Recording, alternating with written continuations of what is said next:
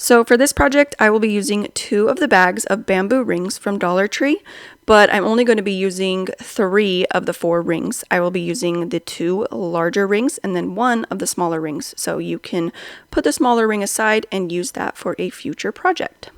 And in order to attach these pieces, I'm going to start by taking some small little zip ties, and I'm going to start by attaching the smaller ring to one of the bigger rings, just, right where the 2 sides meet together. And I'm going to pull that up so that way the larger ring can stand up on its own. And then I'm just going to do the same thing to the one on the other side. You're going to attach these so that way the smaller ring is the base, and then the 2 rings are going to fold up together to meet each other right at the top, and then you're going to use a 3rd zip tie to attach those and secure those pieces together as well. So after all is said and done, this is what you will kind of have going on. It's like a little triangle type of looking thing. So I'm just going to, of course, take off the excess parts of the zip ties, and then I'm using some twine to wrap around the parts that I zip tied, so that way you will not see the zip tie anymore. So you can use twine or maybe some ribbon of your choice or whatever you see fit, but I used twine and I love the way that it turned out. So just doing one side like so. You can still see a little bit of that zip tie, so go ahead and just keep wrapping until you don't see it. I thought I covered every square inch, but I guess I did not.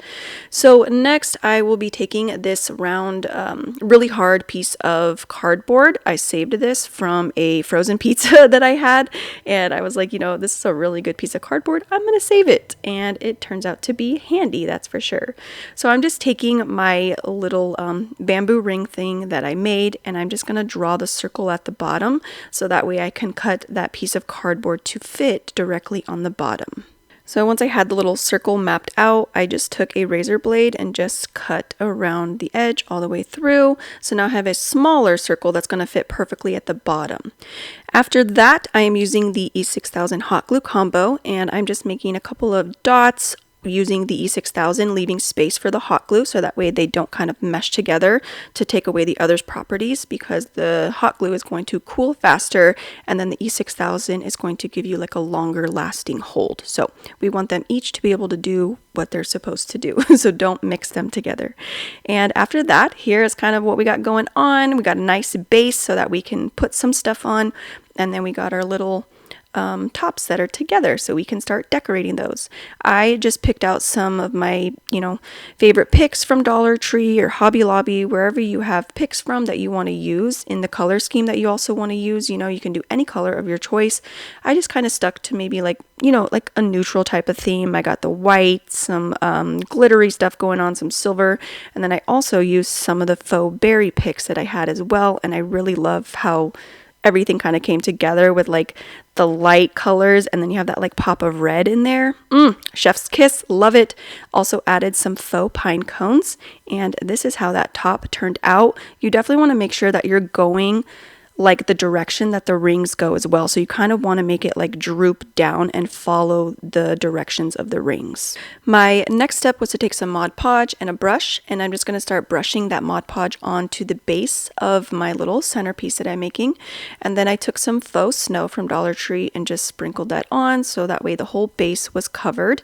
And I really like the thickness that was in there with the snow, but I ended up dumping it off. So I might put it back on in the future, I'm not sure, but if you want to leave it like super thick like that, I think it'd be so cute. I liked it all kind of full and fluffy, but I just dumped off the excess that was like not adhering to the Mod Podge that I put on there. So it's your choice, take it or leave it. And then after that, last little step, just using a little pillar candle to put right in the center, and you have a cute little double-sided centerpiece. I think it is absolutely adorable, and it's really going to bring all your decorations to life. You can put this on your table, like your dining table or whatnot. I have mine on my little sofa table, so that way I'm just going to decorate around it, and it's going to be like the main focal point of my sofa table and my decorations right there. And I just really love that it's double-sided. I think it is so beautiful from either side, however you place it. So beautiful. I really love the super wintry Christmas vibes that it's giving off. Totally so cute. So definitely let me know what you think about it down below. And I hope to see you guys back for day 2 tomorrow for the 25 days of Christmas DIYs. I'm so happy to have you guys here. Let's get into today's project. So I will be using this deer head. This is from Dollar General actually, and I just took it to my garage and gave it a couple coats of some white spray paint, and then I am shimmying the stick out of the head. I'm not going to need the stick anymore, I just want the head. Next, I took this box sign from Dollar Tree. It's got like an inset on the back side, and that's what I will be focusing on. I don't want the front side that says warm wishes, so I just started by taking off the little twine hanger and then peeling off that sticker as best that I could, as much as I could. Really need a heat gun, you guys. I know I've said it before, but it could really just make life so much easier. Anyways, I took the sticker off as best I could, and then I'm just sanding it down so it's nice and smooth so I can start working on this area. After that, I took this black and red buffalo check scrapbook paper from Michael's, and I'm just kind of, trying to get it to fit on the inside of that little box now. So I just traced the back side of it, and then I just put it inside and kind of made some creases so I knew where to cut. This is just my process on how I got it to fit inside of that box. Next, I took some Mod Podge and a brush, and I'm just going to brush the inset of that box with the Mod Podge, a really good coat, and then I'm just placing that scrapbook paper on there, and then of course smoothing out the bubbles and the ripples and whatnot. And then my next step was to just take some hot glue, and I'm going to be gluing the deer head right into the middle of that box. After that, I took 2 of these faux garland pieces from Dollar Tree, and I will be gluing one on each corner of the box. So the corner, it's going to have the lines are going to be perpendicular to each other. So kind of like an L-shaped, basically. They fit perfectly, honestly. I was like surprised. I didn't even have to cut any excess pieces off or anything like that. And they fit perfectly on each of those corners. One of my last steps was to take these little berries, a berry pick. This is from Dollar General, and I just started plucking those berries off so that way they could be separated. Like, some of them did come off in a little bunch, which was okay. I just wanted to be able to glue them freely where I saw fit. So I just started kind of gluing, at the corners and then also down each strip of the pieces of garland. And I really love how the berries kind of, brought this piece to life, but I think pine cones would be really cute. Maybe like some snow flocked garland. I don't know. The choice is yours, but I really do love how the berries turned out. So my last little step was to just make this stand up. So I just took some Jenga blocks from Dollar Tree and glued 2 to the bottom. So that way now it can be stood up wherever you decide to place it. You can also put the jute twine back on the top so that way it can be hung on the wall as well. I just decided that I wanted mine to be stood up instead of, rather than hung on the wall, but the choice is yours. Okay, but anyways, guys, that is it. This is how it turned out. I think it's so cute. It's so adorable. Very festive. It's, got the traditional colors, red and green, and it's got the pop of white. Like the deer head really stands out because everything is kind of so dark around it. And then you guys just got that like pop of white right in the middle. And I love the fact that it's like 3D.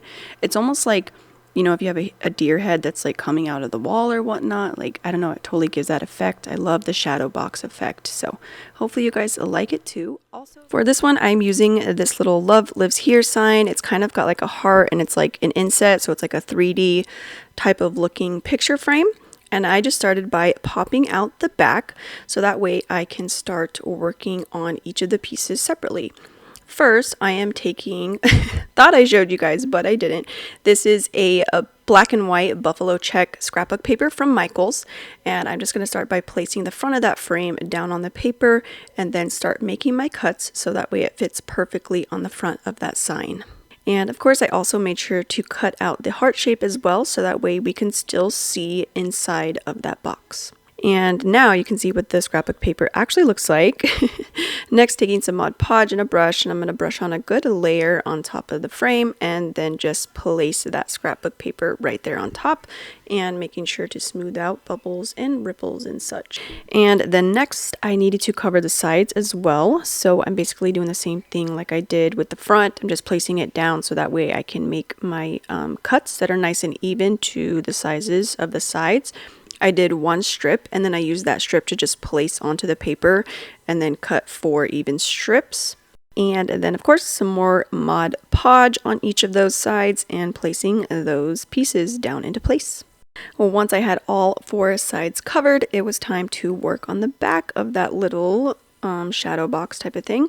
So more Mod Podge. I did decide in the moment to cover just the heart, but if you're going to make this and you use the same box, I would recommend covering like a square or like a really large circle, because once I put it on the back, like glued it back into place, you could still see the red inside of there, and I did not want to see any of the red. So make sure you just cover a larger area than what the heart is on the back of there. After I had my Mod Podge down, I just took some faux snow from Dollar Tree and placed it right over the Mod Podge, made it nice and thick, and then, you know, added more Mod Podge if I needed to where some areas weren't covered and whatnot. But yeah, did a nice thick layer of that snow. And then I just put that aside to dry and took some of my fairy lights that I ordered on Amazon. You guys can find these on my Amazon store if you're interested. I love these. The battery pack is nice and tiny, and the lights are like a really good length, so you can do so much with these lights. But I just started by gluing the lights, you know, all the way around each of the sides and just swirling into the middle and kind of going around the heart as well.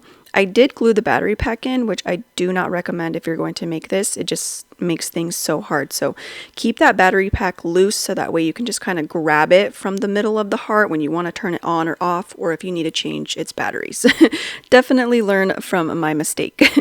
But here is what that hot swirly mess looked like once I was done gluing everything. And then it was just time to put the 2 pieces back together, and I did so by just using a little bit of hot glue. And then after that, I'm taking this really cute little wreath that has some faux berries. This is from Dollar General, I think. I'm not too sure, but I'm almost positive. And I just glued that onto the front. And I decided to use these little gingham check little mini bows that I ordered off of Amazon as well. And just placed a couple here and there. And then I decided to go through my little miscellaneous bag of like pine cones and loose berries and whatever those little white things are. I really don't know the name. Are those like some type of flower? I'm not sure. It's a miscellaneous bag of just like kind of Christmas things that I've collected. And I picked out my favorite ones, and then I just started gluing those down into place all around the wreath. And here is the final look. How stinking cute is this, you guys? I absolutely love it. I love that it's got like the inset on the back there. You can see the snow popping through, and then just like the contrast of the light and the dark colors. The red and green always pops, you know what I mean? And then you have some white on top of there. Cute little pine cones and those white little flower looking things. Again, not sure what they are. If you guys know, let me know down in the comments. I'm stumped. I don't know what to call them. But here it is in its final resting place in my home. It's on my little sofa table next to the other items that I made for day 1 and day 2. If you guys have not seen those videos, feel free to go back. I will link those in the card so that way you can easily click on that link and it'll take you right there. So if you want to see how I created those, definitely go check that out. Also, let me know what you think about this little project down below in my comment section. And here it is with the lights on. It's still kind of bright in my house. I unfortunately did not get like a video of it at night. My mistake, darn it. But here you can see that it actually like glows, and it's just really pretty at night too. There's just like the ambiance it gives off. So I chose this frame from Dollar Tree, and I chose it because I really like the frame and the way it looks. I was going for more of a like lighter natural look, and I thought this frame was perfect. So I just started by ripping those little foam flowers off of there and making sure to rip off any extra, you know, glue residue that was left behind or like foam pieces. I just want to have a nice flat surface to be able to work on. After that, I just removed the backing from the frame so that it was easier to start working on the back part. And I took some Mod Podge and just brushed on a really good thick layer. And then I picked out this piece of scrapbook paper from my stash. This is from Michael's, and I really like the kind of candy cane look to it, and it has like more muted tones, also with like a little bit of like aged characteristics. So I really loved that. I'm just placing that onto the backing, you know, after I Mod Podge everything, and then I'm using my braying tool to smooth out all the ripples. And then next I just took an X-Acto knife and cut off the excess scrapbook paper that was no longer needed. And here is what it was looking like after all of those steps. But like, look how cute it is, you guys. Oh my gosh, obsessed. And I have used this paper before, so if you recognize it, that's probably why. I just love it so much. So next step was to just put the backing back into the frame. And then I dug out some of this macrame cotton rope from Dollar Tree. And I will be making a couple of tassels to go into my frame. So I just started by wrapping the rope around my fingers, I think about 10 times, you know, give or take. I wanted it to be nice and fluffy. So once I had those wrapped, I'm taking an extra piece and I'm going to loop that through the top and then tie that off, you know, as tight as it can go, as tight as I can make it. This is going to be the top of your tassel. So once you have that tied off, you can tuck it in, you know, turn it underneath so it like blends in with all the rest of the rope, or you can just go ahead and cut off the excess material that is no longer needed. And once I had that step done, I'm taking another piece of rope, probably, you know, about 5 or 6 inches, and then this is going to be the part where I make the head of the tassel and the neck. So you're just going to tie it maybe about 1/2 inch down and tie that again as tight as it can go, and then just cut off those excess strings. Then the last kind of little step is to just free the bottoms of those strings, so that way they're kind of swirly twirly around. You just want everything just cut free. And for the final step of the tassel, you're just going to take a cheap comb from Dollar Tree and just start brushing away and just making sure that each of those rope pieces come unfurled, and that way, you know, your tassel is looking nice and fluffy. Next, you're just going to kind of clean up the edges there, give them a nice little haircut, making sure the bottom is basically all one length. And here is what they will look like once you are finished with all of those steps, nice and fluffy. And then I just went ahead and made 5 more off camera for you guys, because once you've seen me make one, you've seen me make all of them. Anyway, so you're going to need a total of 6 little tassels for this project. And once you have your tassels made, you're just going to start placing them into the frame, kind of just deciding, you know, how much away from the top you want it, how much away from the bottom, and how you want them to be stacked onto one another, and so forth. And then I decided that this little tree needed like a little tree trunk. So I took one of these little wood stems from Dollar Tree and I just glued it directly on top of the frame right there at the bottom. And looking back, if I were to make this again, I would leave it off of the frame. I would push it up just a little bit so that way the tree was directly like more center in the frame, but that's okay. It still turns out really, really cute.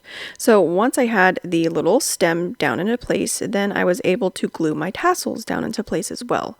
Next, I took these little ornaments from Dollar Tree and I just started prying off that metal star that was on the top, and then I just cut off the hanging string. And because it was supposed to be hung, there's like a little loop at the top of the star, so I just took some wire cutters and cut that off and made sure it still had like its point. So you just don't want that little loopy piece at the top. Once I did that, it was time to just glue it at the top of my tree like so. And my last and final step for this project was to take this faux berry pick, and I just started plucking the berries off, and then I just started placing them and gluing them on the tree wherever I saw fit. And here's how it turned out, you guys. Look how cute! Oh my goodness, I love it! I just really love how kind of like it's still so neutral, but then with that pop of red in there, I don't know, it just really is like eye-catching. Something about the cream and the red together. So beautiful. And hopefully you guys really enjoyed this one too, just as much as I did. Let me know all about it down below in my comment section. Will you be making this for yourself? Would you do a similar color scheme, or, you know, what color scheme would you guys choose? I would love to hear all about your thoughts and opinions. So I will be using this set of coasters from Dollar General. These are ceramic coasters and they come in a set of 4. And they're actually really pretty on their own, but I'm going to make them even cuter for Christmas. So I'm just taking some white paint from Apple Barrel and I'm giving it one coat, but like a very light coat. I'm not trying to do it too heavy, like too thick on the paint. And then I'm using my blow dryer to help me dry it a lot quicker so that way I can get to the second coat. And definitely be patient. I think that's what I'm definitely going to try to press in this video. Like, be patient, have patience, okay? Because you want to let each layer dry completely. So I did 2 coats of that white paint. And then I took some Mod Podge and I just did one pretty thin layer on top of there. You just want to make sure, you know, every square inch is fully covered with the Mod Podge, but you don't want to be really heavy-handed with it. And then once again, make sure you let that layer dry completely before moving on to the next step. And the next step is to take some of these napkins from Dollar General. I thought they were super cute. It says Snow Place Like Home. I thought that was absolutely adorable. So I'm opening up the napkin and I'm going to take away each of the layers from each other. So you just really, you want the absolute top layer and you want it to be all by itself. So make sure you take all the layers apart. And then you're just going to cut out the piece that you plan on putting onto your coaster. You don't need all that excess noise to get you all jumbled up. So just make sure that you have the piece that you plan on working with. And then go ahead and grab yourself some cling wrap from the kitchen. And then you're just going to cut yourself a piece that's going to fit and cover that coaster. And then you're just going to make sure that it's kind of laying as flat as possible with like the least amount of wrinkles in there. So just kind of try to smooth it out the best that you can. After that, you're going to grab your napkin and place it down on the coaster so it's nice and centered, or wherever you want your image to be. I had to be careful because some of the letters were kind of falling over to the side, so I just wanted to make sure that the letters still could be read even if some parts were cut off. Next, you're going to go to the kitchen and grab some parchment paper. And look at, not me thinking I have a whole roll of parchment paper, and I have 2 little measly pieces. But it's okay, we're going to make do with what we have because I didn't have time to go to the store. So I'm taking my sad little pieces of parchment paper and I'm just placing that on top of the napkin, and then I'm using my little mini heat press to press everything down and make sure everything is nice and adhered to that coaster. You guys can use an iron if you have, like, if you don't have a little heat press or anything like that. So the iron is going to work perfectly well. Also, just make sure you're taking your time on this part as well. You want to make sure that it is nice and adhered. So when you think you're done, act like you're not done and give it a few more seconds. That's my best advice because I kept pulling it and I was thinking it was done and I was like, okay, it's not. So you're just going to keep going until it's well done, right? Well done. Okay, so this is what it was looking like after I was done with those steps. You can see that we still have, you know, the excess napkin and the excess cling wrap, but that's okay. Obviously, you're just going to trim that off. You can use scissors to trim it off, or just go to your cutting mat and take an X-Acto knife or a razor blade, and you're just going to cut down the sides. But just make sure, because you want to make sure that you're not tearing off any parts that are on the front as well. So just take your time, slow down, relax, enjoy the crafting process, right? And then get rid of all that excess material. Here is how it looked after I was done with that. You can see that the sides are kind of a little wonky and some parts didn't come off fully, but that's okay. A-okay? It's A-okay. A-okay, because you're just going to take a little finger sander or a piece of sandpaper and just sand down those edges. But again, make sure that you're not taking anything off of the coaster itself, because sometimes some of the parts are not fully adhered, at least that I've noticed for myself. So I just want you guys to be prepared for that because I don't want you to ruin your project. So once you're done lightly sanding, you're going to take some more Mod Podge and you're going to do 2 coats this time on top, just to make sure that everything is nice and sealed in, but obviously making sure, you know, the first layer has time to dry. And don't forget to get those edges as well, so you don't want the edges or corners coming up with use over time. Okay, and seriously, like, how cute is this? I think it is so adorable. And you can totally leave it like this if you want to. Obviously, coasters are just their coasters. They're little ceramic pieces that sit on the table. But I'm going to take it one step further, and I'm going to take some of these raw wooden beads that I ordered off of Amazon and some E6000. Normally I would use hot glue, but this time I wanted to make sure that the adhesion was going to be nice and secure and, you know, for years to come. Usually sometimes the hot glue, they just don't stick like they should. So I wanted to avoid anything falling off, so I used the E6000. You're just going to put one bead on each of the four corners and then put something heavy on it so that it can dry, and then you're going to go finish the last 3 out of that set of 4. And I cannot believe how stinking cute these turned out. Oh my goodness, you guys. All right, look at these babies. What? I can't even. I think they're absolutely adorable. I am so happy with how they turned out. And like I said in the beginning, this was my first time doing this technique with the cling wrap, and I'm slightly obsessed. Slightly, very much obsessed. I think it works so good rather than just putting the Mod Podge down and putting the napkin over it. Like sometimes you get so many wrinkles, but with this technique, I hardly had barely any wrinkles. Like, I was so shocked. So anyways, let me know what you guys think of this project down below in my comment section. Can't wait to hear all about it. I'm just gonna say, I feel like you guys should make these because these are so cute and these are the perfect touch for Christmas. You could give these as a Christmas gift, maybe for a coworker, like Secret Santa gift. Like, possibilities are endless. I love them so much, and hopefully you guys do too. So so I'm going to give this little rolling pin looking thing a makeover. This is from Dollar Tree, and I just started by taking off the raffia bow and then using some apple barrel paint, just a white color, and I'm giving that 2 good coats of paint on the top just to cover up the words that say falling leaves. And then I took this Christmas green color from Apple Barrel, and I'm going to paint the handles in this color, but first I just needed to sand off that white paint that I accidentally got everywhere. And so with the handles, I'm just kind of taking a little bit more time, slowing down a little bit, so that way I don't have to like touch up the white areas. So taking my time on the base of the handles, and then the longer part of the handle is just, it's smooth sailing, just longer brush strokes and whatnot. And I gave that about 3 coats. I gave each handle about 3 coats. And I really love the color of this green. So stunning, so vibrant. I think they are beautiful. After that, I'm just taking some Mod Podge and I'm going to seal the handles. And I wish I would have sealed the rest of the piece as well, because I did not use the Mod Podge to seal the white paint, and I definitely should have. I think that's kind of what caused my downfall. Here in a second you will see what I'm talking about.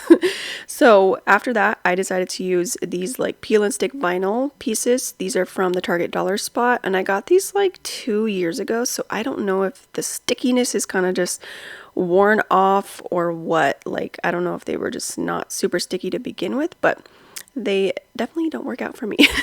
So I started by just weeding out the background, and then I took some transfer tape, and then I'm just going to transfer that on to the project. At first, everything was going as planned. It was working how it was supposed to, but once I started pulling it off of the project, it was turning into a disaster. It was not sticking at all, and then the transfer tape was also ripping off pieces of the paint that I had just painted. So like I said, I don't know if I should have sealed it in the beginning with the Mod Podge, or if maybe that didn't even matter and it still would have came out, you know, the way that it did. So I was trying to regroup and come up with new ideas, like maybe I should use a different part of that vinyl pack or whatnot, but I was like, no, I did the green handles because I wanted to do the red on top. So, you know, I didn't want to do the black one or the green one. So I just kind of tried to stick with it. And I thought, okay, well, maybe I'm going to seal it with the Mod Podge, and then everything will stick nicely on there, and we can get back to how I envisioned this in the beginning. So I added a good layer of Mod Podge, used my blow dryer to help speed things up, and maybe I didn't give it enough drying time because it just turns into an absolute disaster after this. So I'm like, okay, well, maybe I can just place everything on individually, right? And then I'm just going to seal it again with some Mod Podge. So do that. I got the border on semi of the way, like, it was kind of working, but it wasn't. So then I used the piece that was already on the transfer tape to put it back on, but once I started pulling it off, it started pulling that layer of the Mod Podge. As you can see, those little bubbles right there. So I was like, okay, goodbye, cruel world. That's it for me. I'm done crafting. Kidding. So anyways, okay, I trashed that, peeled off that layer of a Mod Podge that I had just put on, which was actually really satisfying. Like, I don't know, something about peeling it off, it was pretty fun. Okay, so I peeled that off, and then I regrouped and found something else that I can put on this little sign. And I picked out this Christmas ornament from Dollar General, and I'm going to just adhere that using some E6000 and hot glue, doing a couple of dabs of the E6000, leaving some space for the hot glue, and then just placing that down directly into the middle of that sign. But seriously, like, how cute is it starting to look? I instantly loved it as soon as I put that little ornament on the top. So adorable. So next, I'm taking these stickers from Dollar Tree, and I'm just going to be using one snowflake and then this brilliant red color. It's some acrylic paint that I ordered off of Amazon, and I'm going to do a thick coat on the top of that snowflake, and then I'm just going to flip it over and start stamping it all over my project where I see fit. So on the one side, I did a full snowflake, and you can see the first stamp kind of didn't really fill it in as much as I wanted, so I just went back in with some more paint and did it again. And then on the other side, I just did like halves of the little snowflakes, or the little snowflake, and I love how that turned out. So cute. So my last step for this project was to take some raffia, and I just made 2 small raffia bows, and then I glued one onto each of the handles. And here is how it turned out. How stinking cute is this, you guys? Oh my goodness, I am seriously obsessed with those little snowflake stamps. Like, I think that is so adorable. And I'm telling you, it turned out way better than what my original project was going to look like. So don't be afraid to make mistakes. Mishaps happen, and sometimes things just don't turn out the way that you originally planned, and sometimes they just turn out even better. So I'm here to tell you, make all those mistakes, go back, regroup, all that good stuff. So, and that's why I left those parts in the video. I just want to show you and try to be transparent with you guys that not all projects come out on the first run. So don't be afraid to make those mistakes and just have fun doing it, So I just started out with this witch hat tray from Dollar Tree. It's super cute, but I totally, had a Christmas vision for it. So I took that to my garage and I gave it a couple coats of spray paint. You can still kind of see some of the purple popping through, but that's a-okay because I'm going to cover it up right now. My next step was to take these little fluffy, like, Swiffer mop type of things. I don't know. They're from Dollar Tree, and they're just the ones that like Velcro onto the mop, so it's like a fluffy wet or dry mop. And I just took some hot glue, and I'm just going to place that mostly on the part that would be connected to the bottom of the mop and kind of leave the fluffy part alone.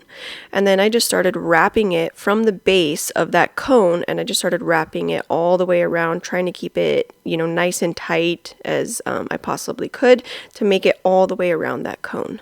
And as you can see, you're going to need 2 of them, and you can see the spots that are not covered yet. So for the second one, I started at the top of the cone, wrapped it around the top first to make sure that's covered completely, and then kind of pulled it down towards the bottom, in that middle, like, vertical area that was not covered. And you're just going to make sure that every spot is kind of adhered to the cone. So just add hot glue where need be and try to keep pulling and make sure everything is tight and like nice and flat. Obviously still fluffy, so try not to get the hot glue like on the fluffy areas. You just want it on the underside. And here is what it looked like once I was done gluing those 2 pieces down. It is so cute, nice and fluffy, and my vision is starting to come to life. My next step was to take this artificial snow. This is from the 99-cent only store. I know some of you guys don't have access to the 99-cent store. It's like not in your area, but I'm sure you can find something similar at Michael's, Hobby Lobby, maybe even Dollar Tree. I'm not sure. I haven't seen them at Dollar Tree, but not saying that they're not there. So I just took that snow and just started covering it at the bottom, and I left it to where it was like flush with the top of the tray. So you're just going to fill it in completely, like to the top of the rim of the tray. After that, I picked out 2 of these crystal-like deers from Dollar Tree, and then 2 of these gold glittery deers from the 99-cent only store.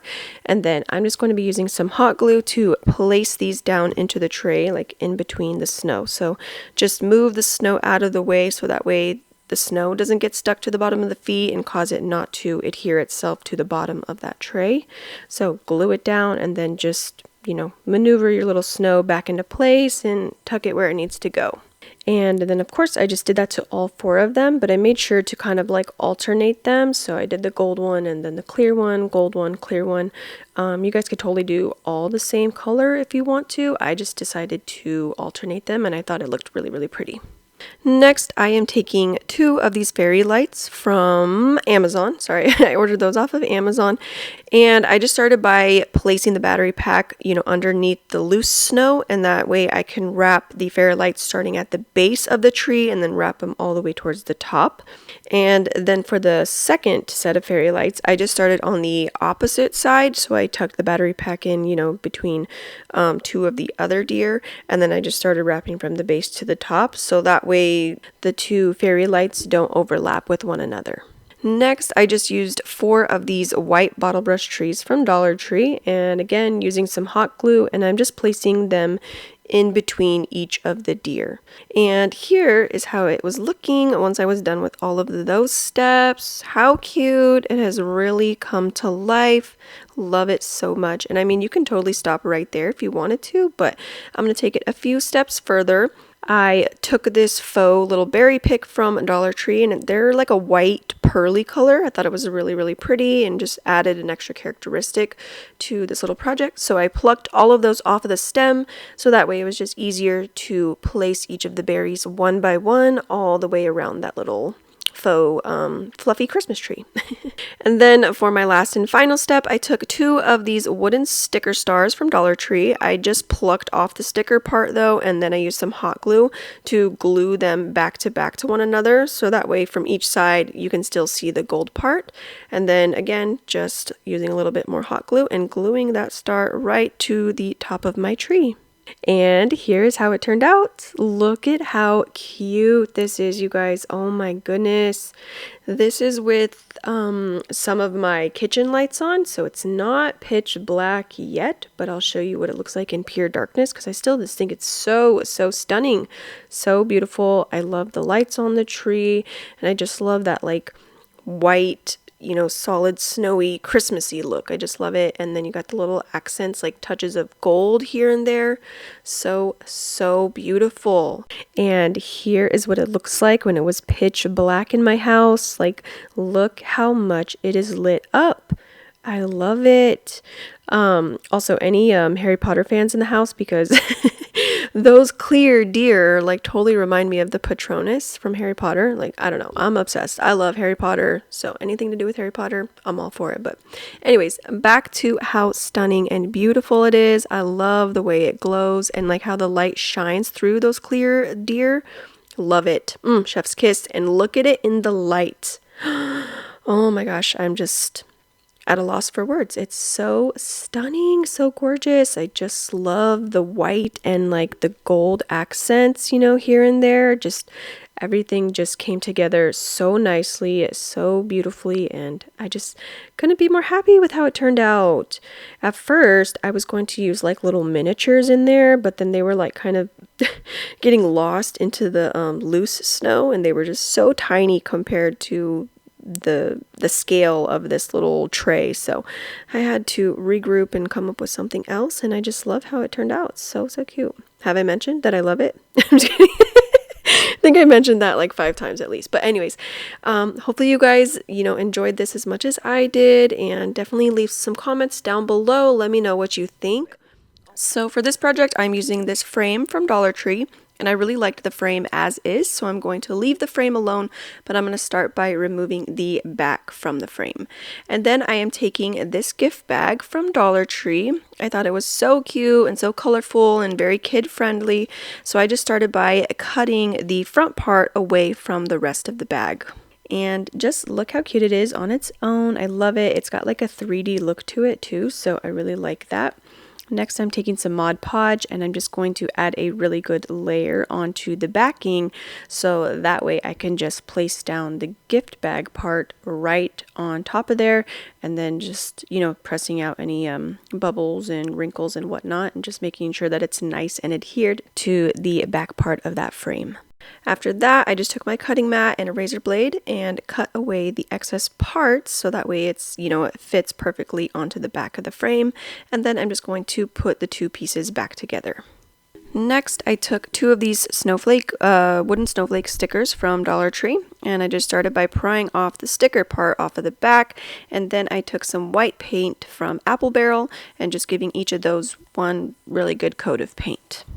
Next, I took this Mickey Mouse head key that I got from like a birthday party, bridal shower that was like Disney themed. And then I'm just going to take those snowflakes and line them up so that way it covers most of the Mickey head. And then I'm just using some hot glue to kind of sandwich those two pieces together so that way you can't see the head, and now it looks more magical, more Christmassy. And then I'm just taking this embossing tool from Dollar Tree and I'm going to start poking a hole and kind of clearing out the glue that's in the middle of those snowflakes. So that way I can take this piece of twine and just kind of thread it through there. So now the key will have something to hang on.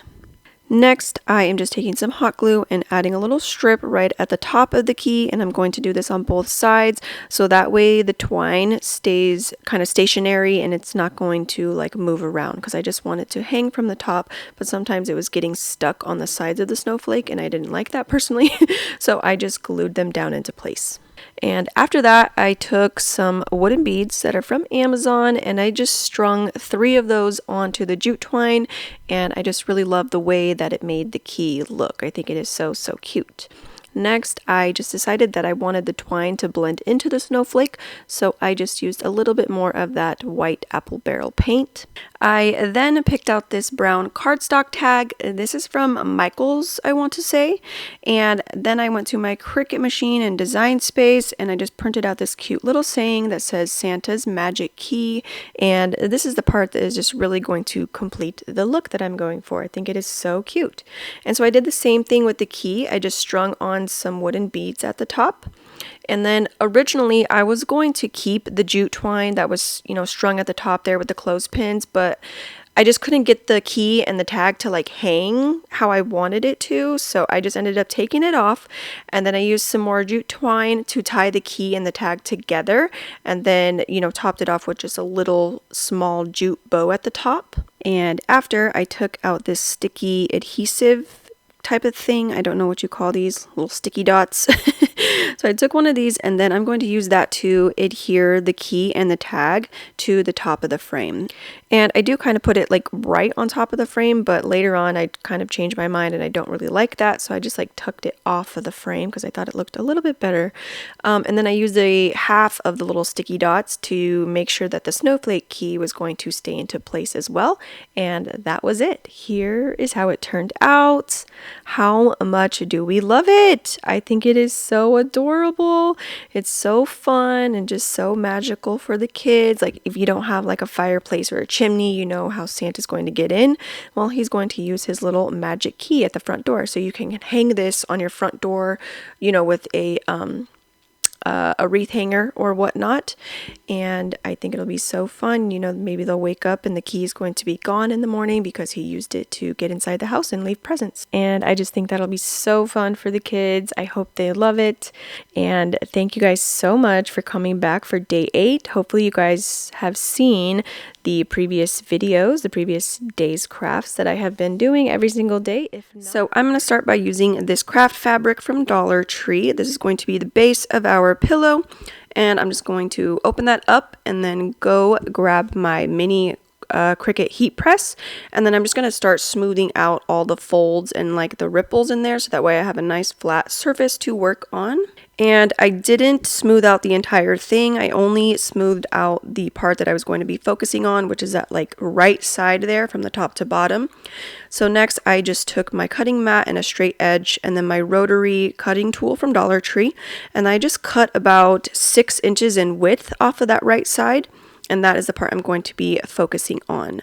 So once I had that whole strip cut, I'm just folding it from the bottom up and kind of eyeballing it and deciding how big I wanted my little decorative pillow to be.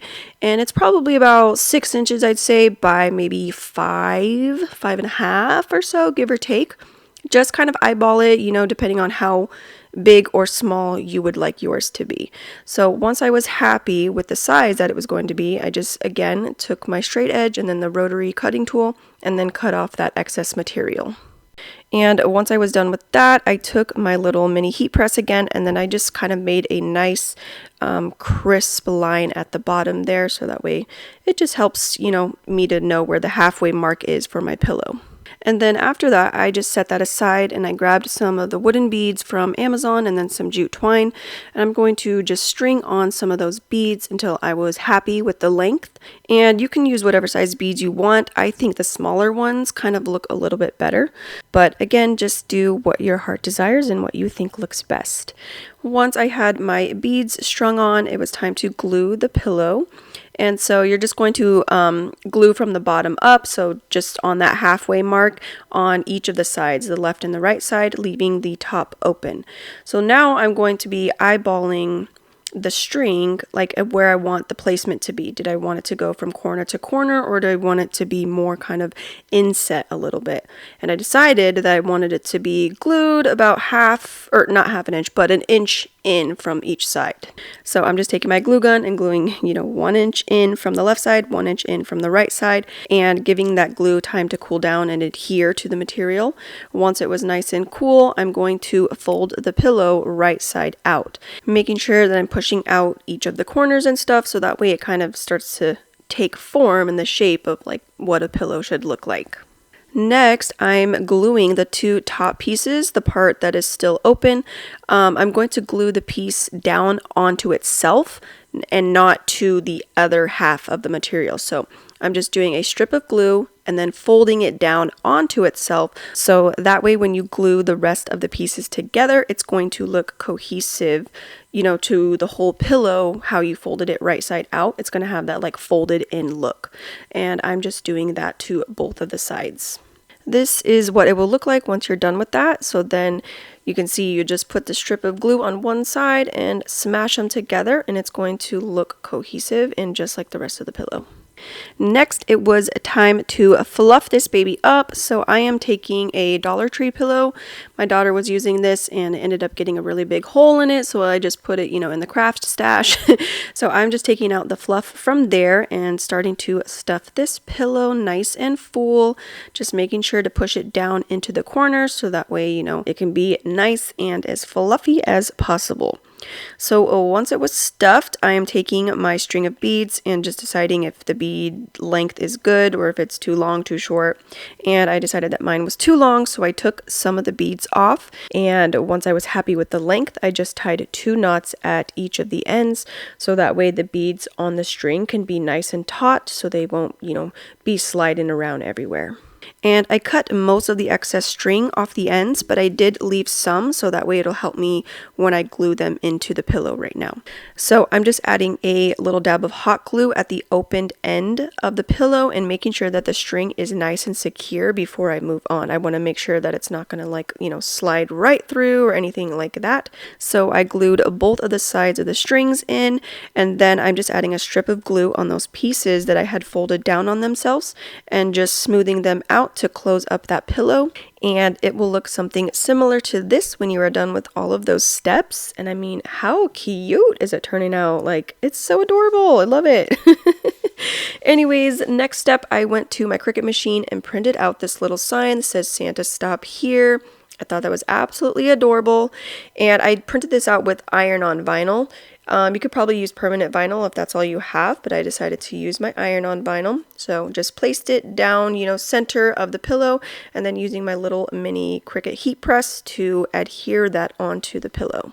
And you can totally stop here if you want. I think it looks absolutely adorable, but I'm going to take it one step further, and I'm using this burlap from Dollar Tree, and I'm just making a really quick, easy, simple bow to go at the top corner. So once I was done with my bow, I'm just going to glue that onto the left side, the left corner of that pillow. You guys can totally glue it wherever you please, left side, right side, top middle, top bottom, you know, however you see fit. I just thought it looked really cute at the top right corner, and this is how it turned out. My goodness, so stinking adorable, right? I mean, it's just so fun and so playful. It's still on the like neutral side of things, but yet very Christmassy looking, in my opinion. I love those, like, you know, the red and white candy cane stripes. Kind of almost makes it like an optical illusion though. Like, I don't know, that stop sign shape is like blending in just a little bit. I don't know, it kind of messes with your eyes, but either way, still so cute. I love it, and hopefully you guys love it just as much. You already know the drill. Let me know down below in my comment section. So I am starting off with this little window looking sign from Dollar Tree, and I just start by removing the welcome to our home sign. It kind of just falls right off, so it was ready to come off. Just ripped off any glue residue, and then I took some white paint from Apple Barrel, oh my goodness, I'm starting off strong here, Apple Barrel, and I'm just giving that one very simple coat of paint. It's very imperfect. It's kind of just thrown on there. I didn't want this to be like super white, so it's just a very kind of thin coat of paint, just trying to cover up that like yellowish brownish color of the window. And then once I had one coat of the paint on there, the white paint, I'm taking this antique wax and very lightly, very lightly going in and just kind of aging this a little bit. I did not want to be super heavy-handed with this, but if you prefer that look, go in, go ham, go as hard as you want. Like I said, just wanted this to be very kind of subtly distressed and aged. And as you can see, like I said, just very ever so lightly. And once I was done with that, I'm taking this Merry and Bright sign from Dollar General, and I'm just going to rip out the little pick that's on that sign, and then I'm going to glue that back onto the window where the original welcome home or welcome to our home sign was. So very simple, just taking some hot glue and gluing that down into place. After that, I'm taking some of these snow flocked fern stems from Dollar Tree, and I just started trimming those down because I only want like the fern part and not really the stems. And then I'm just gluing them to the bottom of that Merry and Bright sign, kind of starting from the bottom middle part and working my way up around the sides. I also think it would be really pretty to kind of make like a little wreath looking thing to go around the sign, but that's not what I did with this project. But looking back, I'm like, oh, it'd be really pretty at the top as well. So do whatever you please, fill it in however you'd like. I'm just using these little fern stems, like I said, and then I went into my handy dandy bag of pine cones and such, picked out some snow flocked pine cones as well, and then those little white, I've used these before in another video, and I just don't know what they are. You see those little white flower looking pieces? I don't know. Are these like tops of a flower or something? I'm not sure. So please, somebody let me know. I've asked before and I haven't gotten a comment on it, so maybe I'll just have to do a Google search. Anyway, so I glued some of those on, and then once I was happy with the look, I took this small little gingham check bow and placed it kind of in that open area at the bottom of the sign. And here's how it looked once I was finished with those steps. And you can totally leave it like this, but I decided to jazz it up a little bit. I took this wooden tray from Dollar Tree, and I just did the same thing that I did to the little window. I added some white paint and then also some of that wax just to age it, so that way both of the pieces are cohesive to one another. Next, I'm using this plush little tree decor. It's on a stand, as you can see, and I want that stand, so I'm just kind of manhandling a little bit, prying that little fluffy tree part off of there and making sure I get rid of, you know, the extra fluff that kind of came out of that tree. And then I also took a piece of sandpaper just to sand down the glue residue. And then of course I needed to paint it white so that way it can match and be cohesive again with the other two pieces. After that, I just did my best to find the center of the bottom of the box. We're definitely going to work with it flipped over rather than right side up. You know, we don't want it as a bowl, we want it as a stand.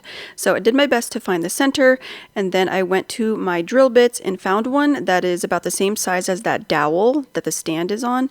And I'm taking my drill and just drilling a hole right in the middle, making sure that the dowel is going to, you know, slide right through there. We want it to go all the way through. So my first attempt, you can see that the dowel did not go all the way through. So I just had to go back in with the drill and kind of widen it up a little bit. And there we go. The stand is going to, you know, the stand and the dowel just slides right through. And once I had the hole and knew that the dowel fit, I just took some E6000 and hot glue so that way I can have a really solid adhesion from the base of the dowel stick into the tray. So I just slid that from the bottom up and make sure I press it down firmly and gave it, you know, nice adequate time to dry and adhere itself. And then next I am taking the window and I'm just using some hot glue this time, and I'm just making a strip down the center line starting from midway, starting from halfway and just working my way down. And then I'm going to glue that dowel stick into place, making sure again I give it enough time to, you know, properly adhere itself. And here is what it was looking like once I was done. You can see now the window is attached to the base and it's like a little stand now. It looks so cute. So my next step was to take some more of those ferns, and then I also used some white eucalyptus. Those ones are from Dollar General. And I just started playing around with the look on the bottom, just kind of working my way out and up a little bit. I wanted it to be nice and fluffy, but I did not want to cover the entire base, like the entire stand. So I'm just, you know, gluing here and there and everywhere. I did add some more of those pine cones. That way everything is nice and cohesive. Once I was happy with the look, my last step was to take a little pillar candle and put it right on the back of the stand. And here you have it. Here is how it turned out. My goodness. I love, love, love this one so much. This one is probably one of my favorites that I have created for the 25 Days of Christmas so far. I love it. I think it's so like just neutral, very Christmassy. It's got a very farmhouse Christmas look to it. I love farmhouse look. I don't know about you guys, but I think this one is totally, totally adorable, and hopefully you guys enjoy it too. Everything just came together so nicely, and I'm just so happy that I put it on the stand as well, because I was going to leave the window just like as is. But I was like, well, that's going to be like a 3-minute video. So what can we do to kind of spice it up, jazz it up, make it a little bit different? And this is what I came up with. So I'm very happy with it. I love it so much. And hopefully you guys will too. I will be giving these 2 Dollar Tree bells a really cute makeover. So I just started by ripping off the little tinsely, foily stuff that's on the top. I'm not going to need that anymore. And then I am taking the color Cashew from a Waverly Chalk Paint. This is like an off-white beige color because I'm going for more of a shabby chic feel. So it's got like really muted colors rather than like a bright white or, you know, bright red, bright green, something like that. I wanted them to be more muted. So I'm just taking that Cashew color and I'm just going to give each of these a really good coat of that paint, making sure to cover up all the original colors. And I definitely made sure to cover the inside as well, so that way when these are hung on the wall or whatnot, depending on how high or low they are, you don't want to be able to see inside the bell and see that original color. And here you can see they're both painted, and you can see the one on the right has already like an aged look. I did that off camera because I wasn't sure if I was going to do that or not, but I did end up liking it. So this is how I did it. I took some of the Waverly, the antique wax, and I'm using a little chippy brush, and I'm just going to dab it into the lid of the wax and then dab off the excess onto my little sheet there, and then just very gently, very lightly going in with that brown wax. And then after that, I'm just taking what's left of the cashew on my other brush and going over that just to kind of blend it in and tone it down a little bit, so that way the brown is not so bright and prominent. You just want to look like, just want to make it look like it's aged and worn a little bit and just not so bold. And here's what they'll look like once you're done with those steps. You can see it's just got that worn, aged look that I'm going for, but it's not really prominent. It's just nice and soft and subtle. Next, I'm taking this macrame rope from Dollar Tree, and I'm just going to start wrapping the rings of the bell with this rope.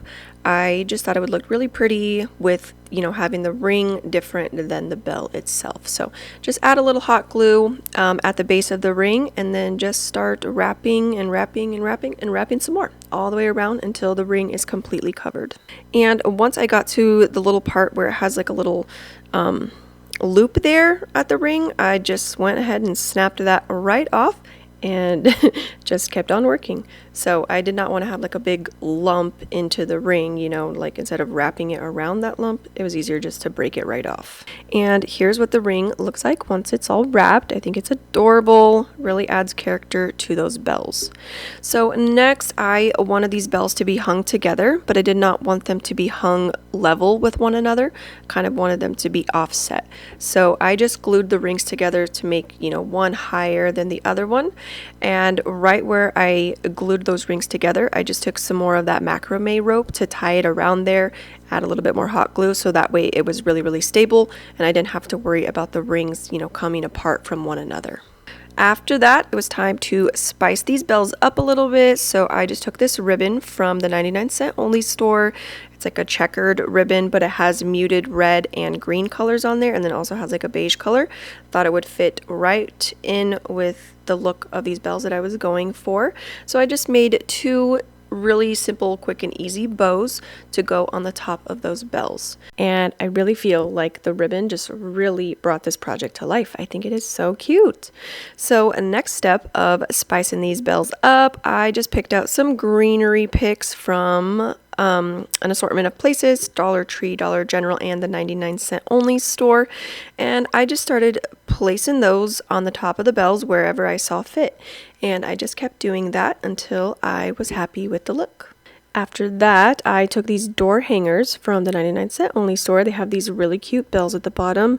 They go with the whole look again, the muted green, the muted red, and they have the beige colors on there. So perfect. So I'm just taking those off of the little shapes at the top, and then I'm using some more jute twine to add to the little jingle bells because I need them to be just a little bit longer so that way when I hang them you can see them coming outside of the larger bells, the bells that I've been working on.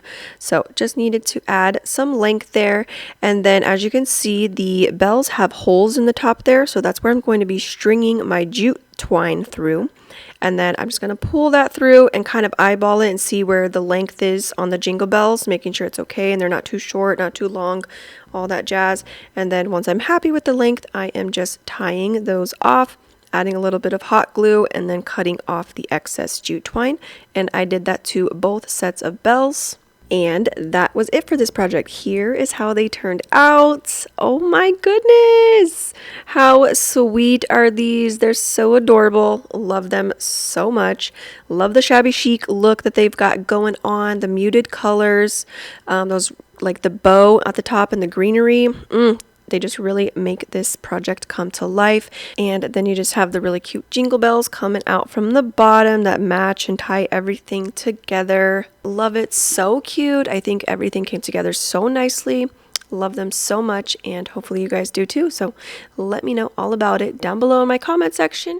I started out with this gift bag from Dollar Tree. Really cute. Look how sweet that little snowman family is. I loved it so much. So I just started by cutting the front and the back from the bag just because I wasn't sure if I was going to use the front of the bag or the back. The front has like glitter on it, like on parts of the snowman. So I wasn't sure, but I decided to use the back of the bag instead, and it does have that crease there at the bottom, which I was kind of sad about, and that's what was like deterring me in the beginning of using the back of the bag.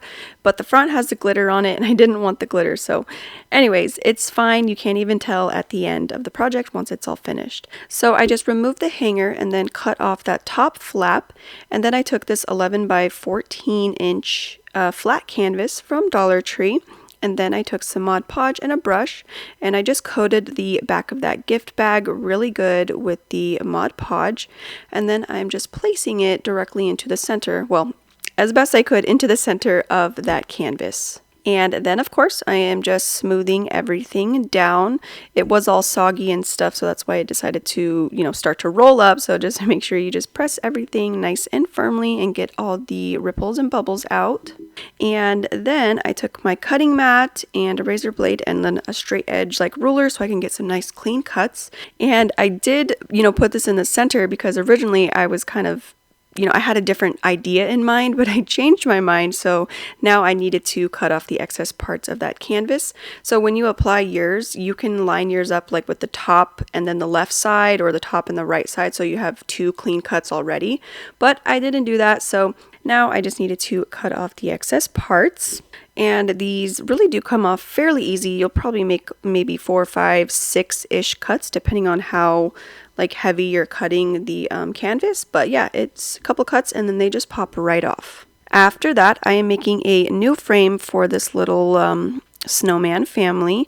So I took these hardwood stakes from the 99-cent only store, pack of 5 for $1.99. So I was like, ooh, this is awesome. And it's like really good wood to make frames and whatnot, So I am just getting my measurements, and then I took that piece of wood to the garage and just made my cuts with my electric saw. Once I had made the cuts for the top and the bottom piece, it was easier for me to find my measurements of where I needed to cut the left and the right side at, because it's not just, directly from the top to the bottom. You have to take into account how far down and how far up each of the top and the bottom wood pieces come up from the sign. So once I was able to find my measurements, again, just took those pieces to my garage and made my cuts with my electric saw. But before I was able to move on, I just had to take some sandpaper and kind of sand down those edges where the cuts were made, because the wood was kind of splintery and stuff. So I did not want to get any pokes or splinters. Sanded those down, and then I took some white apple barrel paint and gave each one of those a really good coat of the paint. And now it was time to make my frame. So I just took some E6000 and hot glue and applied a little bit of both to each of the wood pieces. And then I'm just placing them down where they need to go. So I started with the top one, I did the left and then the right and then the bottom piece, just to make sure everything fit accordingly. After that, I took this little Believe pick. This is from Dollar General, and I thought the stick was going to come off much easier, but I had to use all my muscles just to clip that little bottom part off. But once it came off, it was good. It was good to go. So after that, I took this crimson red color from Cali Art. I ordered a bunch of these paints from Amazon, and then I am just giving that Believe sign a good coat of the red paint. I didn't like the original red color. It was just a little bit too light and bright.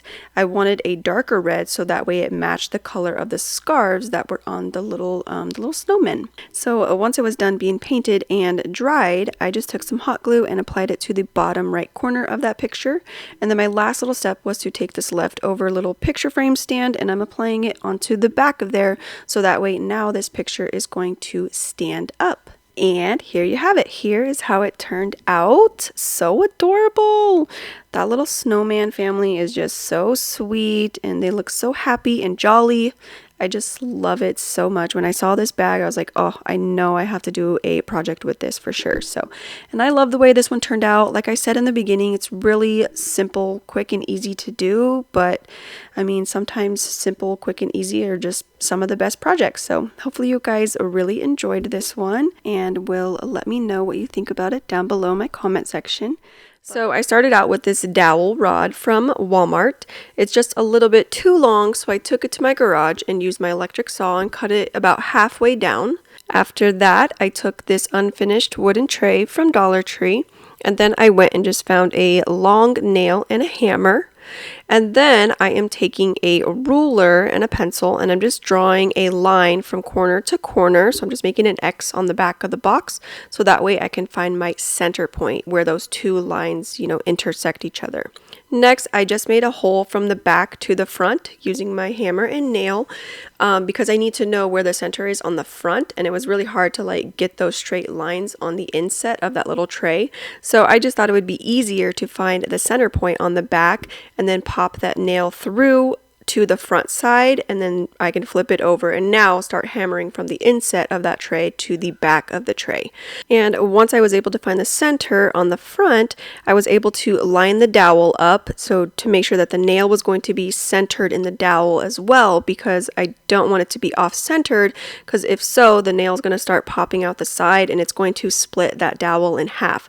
So I wanted to make sure that everything was as centered as it possibly could be. So once I was able to get a good grip, with the tray on top of the dowel, I just started hammering in my nail. Just be careful because it is a little bit of a wobbly situation. You go too far to one side, that dowel is just going to completely buckle underneath the tray. So just go nice and easy, making sure the nail is nice and straight through the center point of that dowel. And once you're done, you'll have something that looks similar to this. Next, I took this little mailbox from Dollar Tree, and I really liked the design as is. So I did not do anything else to the mailbox. I just left it as it came. After that, I took some E6000 because I needed a nice solid adhesion between the mailbox and that wooden dowel, because there's not very much for the mailbox to be glued onto. So you want to make sure you have a strong bond. So maybe Gorilla Glue or the E6000, something super, super strong. So I just added a good glob onto the tip of that dowel and just placed the mailbox down into place, making sure that it was nice and centered and it wasn't too top heavy either. Next, I took some of this artificial snow. This is from the 99-cent only store, and I just used hot glue to adhere the snow to the base of the mailbox. And you don't need to worry about gluing, every single piece of that snow. You just need most of it glued down, and then the top part is still going to be really, really fluffy, and that was the look I was going for. Just want to make sure that some of it is going to be stationed and it's not going to be falling off of the mailbox. So I just did a little portion at a time and just kept moving around the base of that mailbox until I had the bottom part completely covered with that snow. And here's what I had going on once I completed all of those steps. You can see it's starting to take form and come to life. So my next step was to use these wired garland ties. These are from Dollar Tree, and I ended up using 3 total. So I took them out and I fluffed them up a little bit. And then I'm just using a little bit of hot glue. I started at the bottom of the stand and then worked my way all the way up, just wrapping until that dowel stick was completely covered with the garland. And here it is after that little step, starting to look so cute. I love it so much already. And then after that step, I took some of this pom-pom trim from Dollar Tree, and I'm starting at the top of the pole this time and just working my way all the way down. Just like I did with the garlands, I'm just wrapping, but this time I'm making it look more striped. I don't want to cover, every square inch of that pole. I still want to leave some of the garland showing through.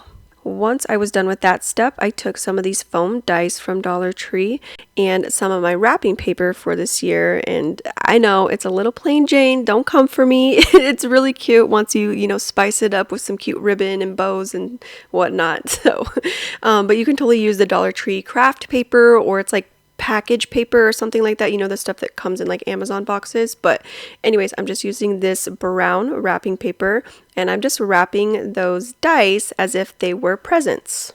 And as you can see, I have some little helping hands in the background. She was so excited to help me with this one.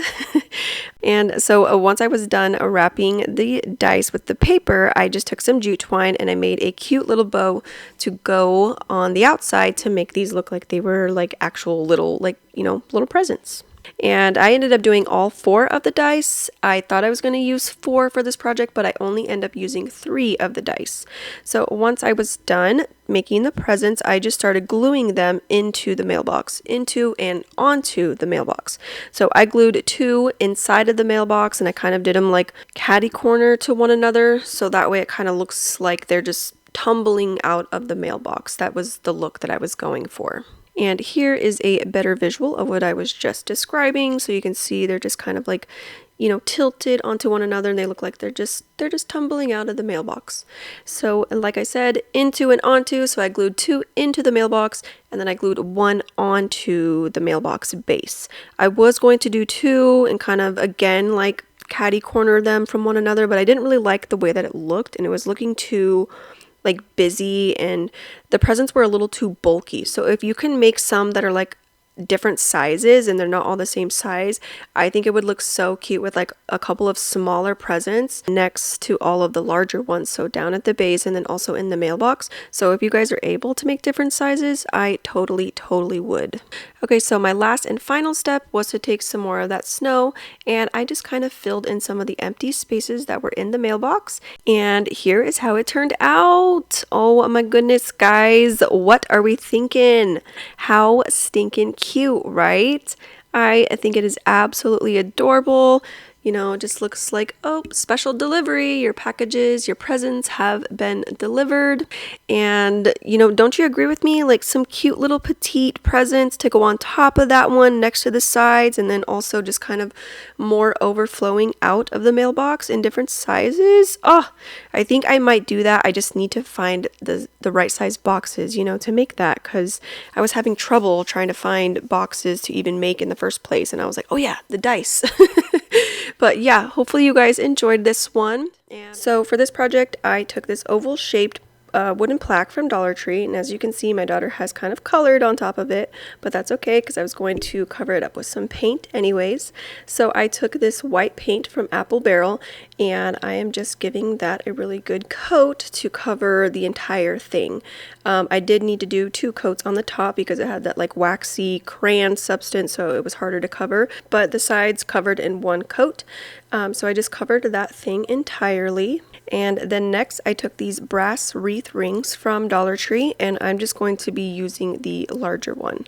So after that, I am lining up the ring onto the plaque, and I'm just taking my heavy duty stapler, and I'm just going to staple, I think about 4 or 5 of the staples. I just kept going until the ring was nice and sturdy and it didn't like, you know, try to fall over anymore.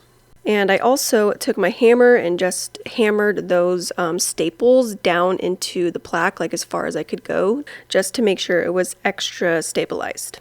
And here is what it was looking like once I was done. We have a nice stand now with a, you know, a strong, sturdy base.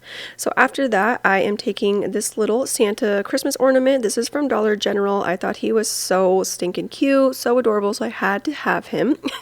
So I just started by taking the little hanger off of there, and then I did glue his hat down because I thought it looked cuter, like kind of folded and floppy rather than like sticking straight up. So that's just personal preference. And then I just took some hot glue and put some on the bottom of his feet, and I placed him down onto my stand, and I placed him kind of, you know, off to the right side because he has a tree in his left hand, and what I'm going to be doing, he's going to be holding something in his other hand, so I want it to go, you know, more towards the left side of the project. Next, I was just going through some of my old ornaments that, you know, from years past when I decorated my tree that I no longer use anymore, and I just started kind of, you know, picking out the colors that I thought would look well together. And I do end up kind of getting rid of like the silvery tones and more of the orangey translucent bulbs. I just kind of stuck to the champagne colors and then the white ones. So once I had picked up my ornaments, I am just taking the tops off of the ornaments. Some of them came off with ease. Other ones I had to use my my little pliers there. So I just took off each of the tips from the ornaments.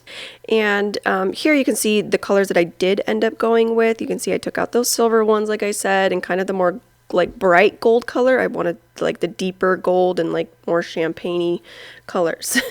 After that, I took some twine and I'm just adding a strip of hot glue onto the parts where I took off the little hanging part off of there. And then I am just wrapping the twine a couple of times around the tip of that ornament. And this is what they look like when I was done. Very simple, just a couple, wraps around there. And then I started gluing the ornaments onto that ring. I just tried to decide, where was my starting point, which ornament was the starting ornament, and then I just went from there. So I'm kind of moving out from that white ornament down to the left side, and then I'm going to be moving down towards the Santa Claus. And I was gluing the ornaments on while it was laying down, so it was like a better view for you guys, but it was a lot harder. So I recommend standing it up and gluing that way. So that's why I switched to my camera view for you. And I'm just gluing, down towards the left and then down towards Santa, so hanging each ornament like from one another. It does get a little top heavy, so be careful. Mine did fall off and I had to re-glue it back on, and I glued it like on top, like in front of the ring rather than underneath the ring, and that worked much better. So definitely start out that way. Glue it onto the front of the ring rather than underneath, like how when I first started. So once I was happy with the look of the this is like a little balloon cluster type of thing, the ring was still kind of flopping a little bit, so I added more staples, hammered it down. I added some hot glue and some E6000 this time, and that did the trick. And then after that, I'm taking some more of that twine and I'm just measuring them to the ornaments, like from the ornaments to Santa's hand. So that way it looks like little balloon strings that are hanging down from the balloons and going into Santa's hands. And once I had those cut, I am just placing them inside of the hole of the ornament if possible. Some of them I did have to just glue onto the part that had like the jute wrapped around it, and it still looks really, really cute. So stick them inside the ornament if you can, but if not, don't worry, just glue it right onto the tip. So I'm just gluing those strings into place and then kind of leading them, towards Santa's hand. And I definitely did not do as many strings as there were ornaments. You only want to do a couple because then it becomes really clustered. So I only did about 10, 11, maybe 12. I didn't really actually count to see exactly how many, but about 10 or so. And just do most of the ones that are like at the bottom and some that are like kind of in the front middle. So once I did have all the strings glued into there, I'm just kind of bunching them up and then taking them down and placing them, into Santa's hand the best that I could. And then I'm just using a little bit of hot glue for more stability. So that way those strings stay into place. And then my second to last step was to take this artificial snow from the 99-cent only store. And I'm just using some hot glue to station it down into place. And I'm just putting it on top of the stand. I didn't cover the side, but you can totally do that if you want to. I just left it on top of that stand. And then my last and final step was to take these bottle brush Christmas trees from Dollar Tree, and I picked out 3 of them in 2 different sizes, and then I just glued them onto the plaque where I saw fit, and that was it. Here is how he turned out. Oh my goodness! I know I say that every time. Oh my goodness! But really, OMG, how cute is he? Look at that, you guys. I am rhyming now. What are you going to do with me? No, I'm just kidding. But look at how adorable and how fun is this? It's just like a little Christmas ornament balloon bouquet. I don't know what to call it, but I love it so much. I think out of all of them so far, this is definitely one of my top faves, that's for sure. Like, I am so happy with how it turned out. Absolutely love it, better than my wildest dreams could have imagined. Love it so much, and hopefully you guys do too. Let me know all about it down below, you know where, comment section. So first off, I took this like decorative faux stick. This is from Target. And then I went to my bag of like wood slices and then little wood cuts. And I just started, picking out some that I really liked and I thought would work well with this project. These are all from Dollar Tree, so you can find these in the craft section. And like I said, I just picked out some of the ones that, caught my eye. And I picked out way more than I needed, but I just wanted to have them on hand and ready to go. And then after that, I went to my pine cone bag and I picked out some of the pine cones that I really liked as well. Once I had all of these pieces ready to go, I went and grabbed my drill and some drill bits, and I was looking for one that was a pretty good size, not super thick, but not also really thin. It needed to be big enough so where I can put a hole into these wood pieces and then slip some jute twine through each of those holes.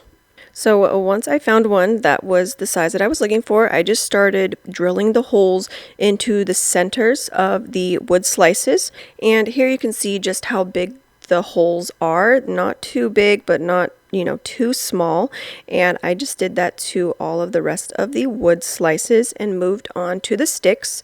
For the sticks, I did just put them like directly into the middle while they were laying down flat. I didn't want to drill a hole all the way like from the top of the bottom of the stick to make it hollow. I just wanted it to go right into the middle, if that makes sense. And so here's a better visualization of what my words were trying to say and tell you.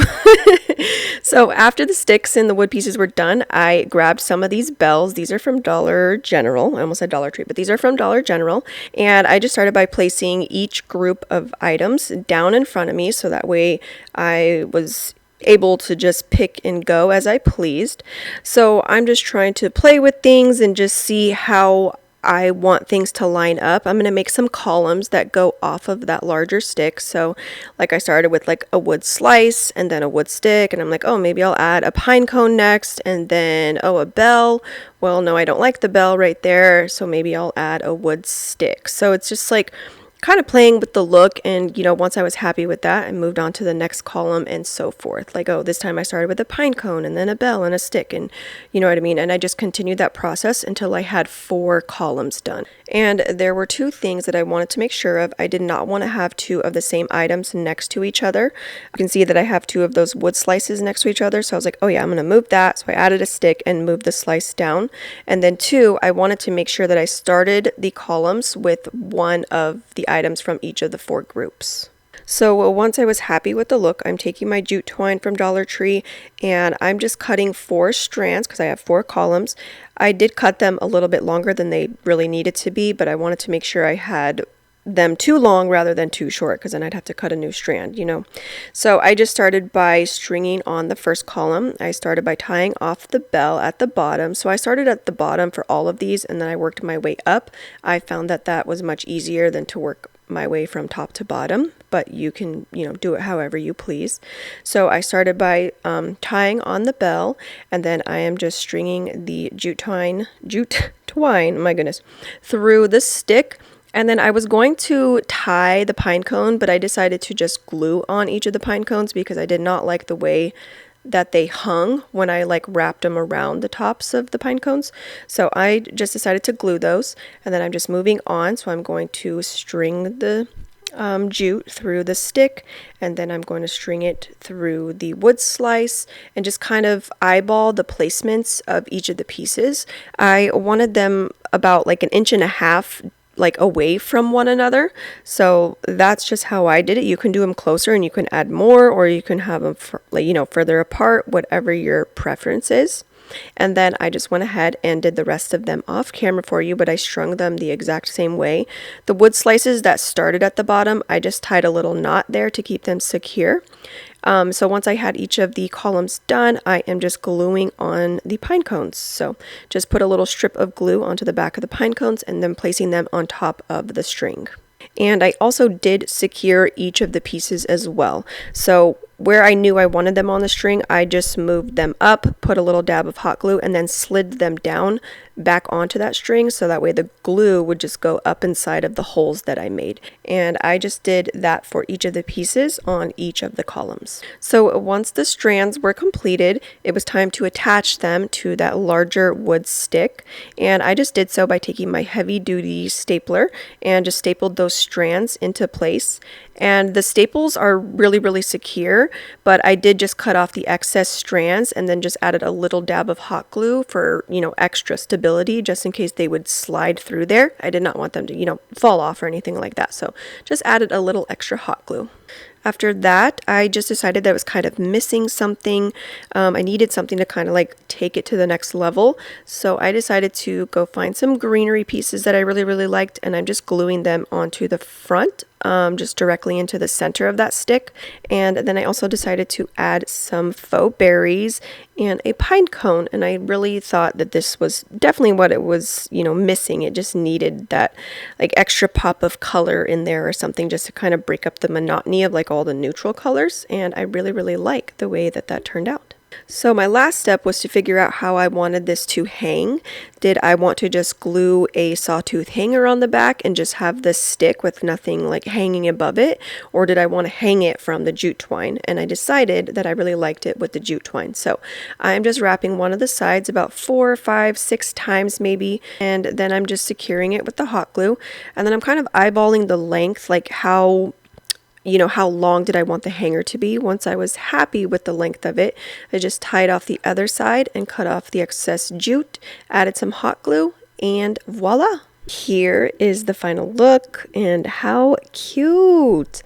Like I said in the beginning, it's very earthy, very like woodlandsy. I don't know, I feel like there's like a word in my brain that I'm like trying to say and like that it reminds me of, but I just cannot think of it. It's not coming to me.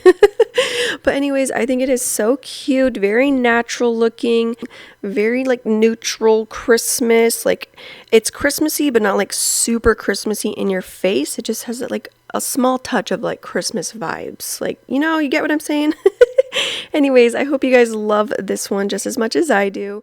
So to start off this project, I am using this thick wood round. This is from the Dollar Tree Plus section. It was $5 and it just comes in a natural wood color. So I was like, well, I need to either paint it or stain it.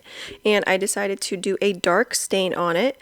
I picked this color of stain, which I don't even want to say because I don't want to butcher the name, but like Jacobine, I'm not sure. Jacobian, I feel like there's so many ways to say it.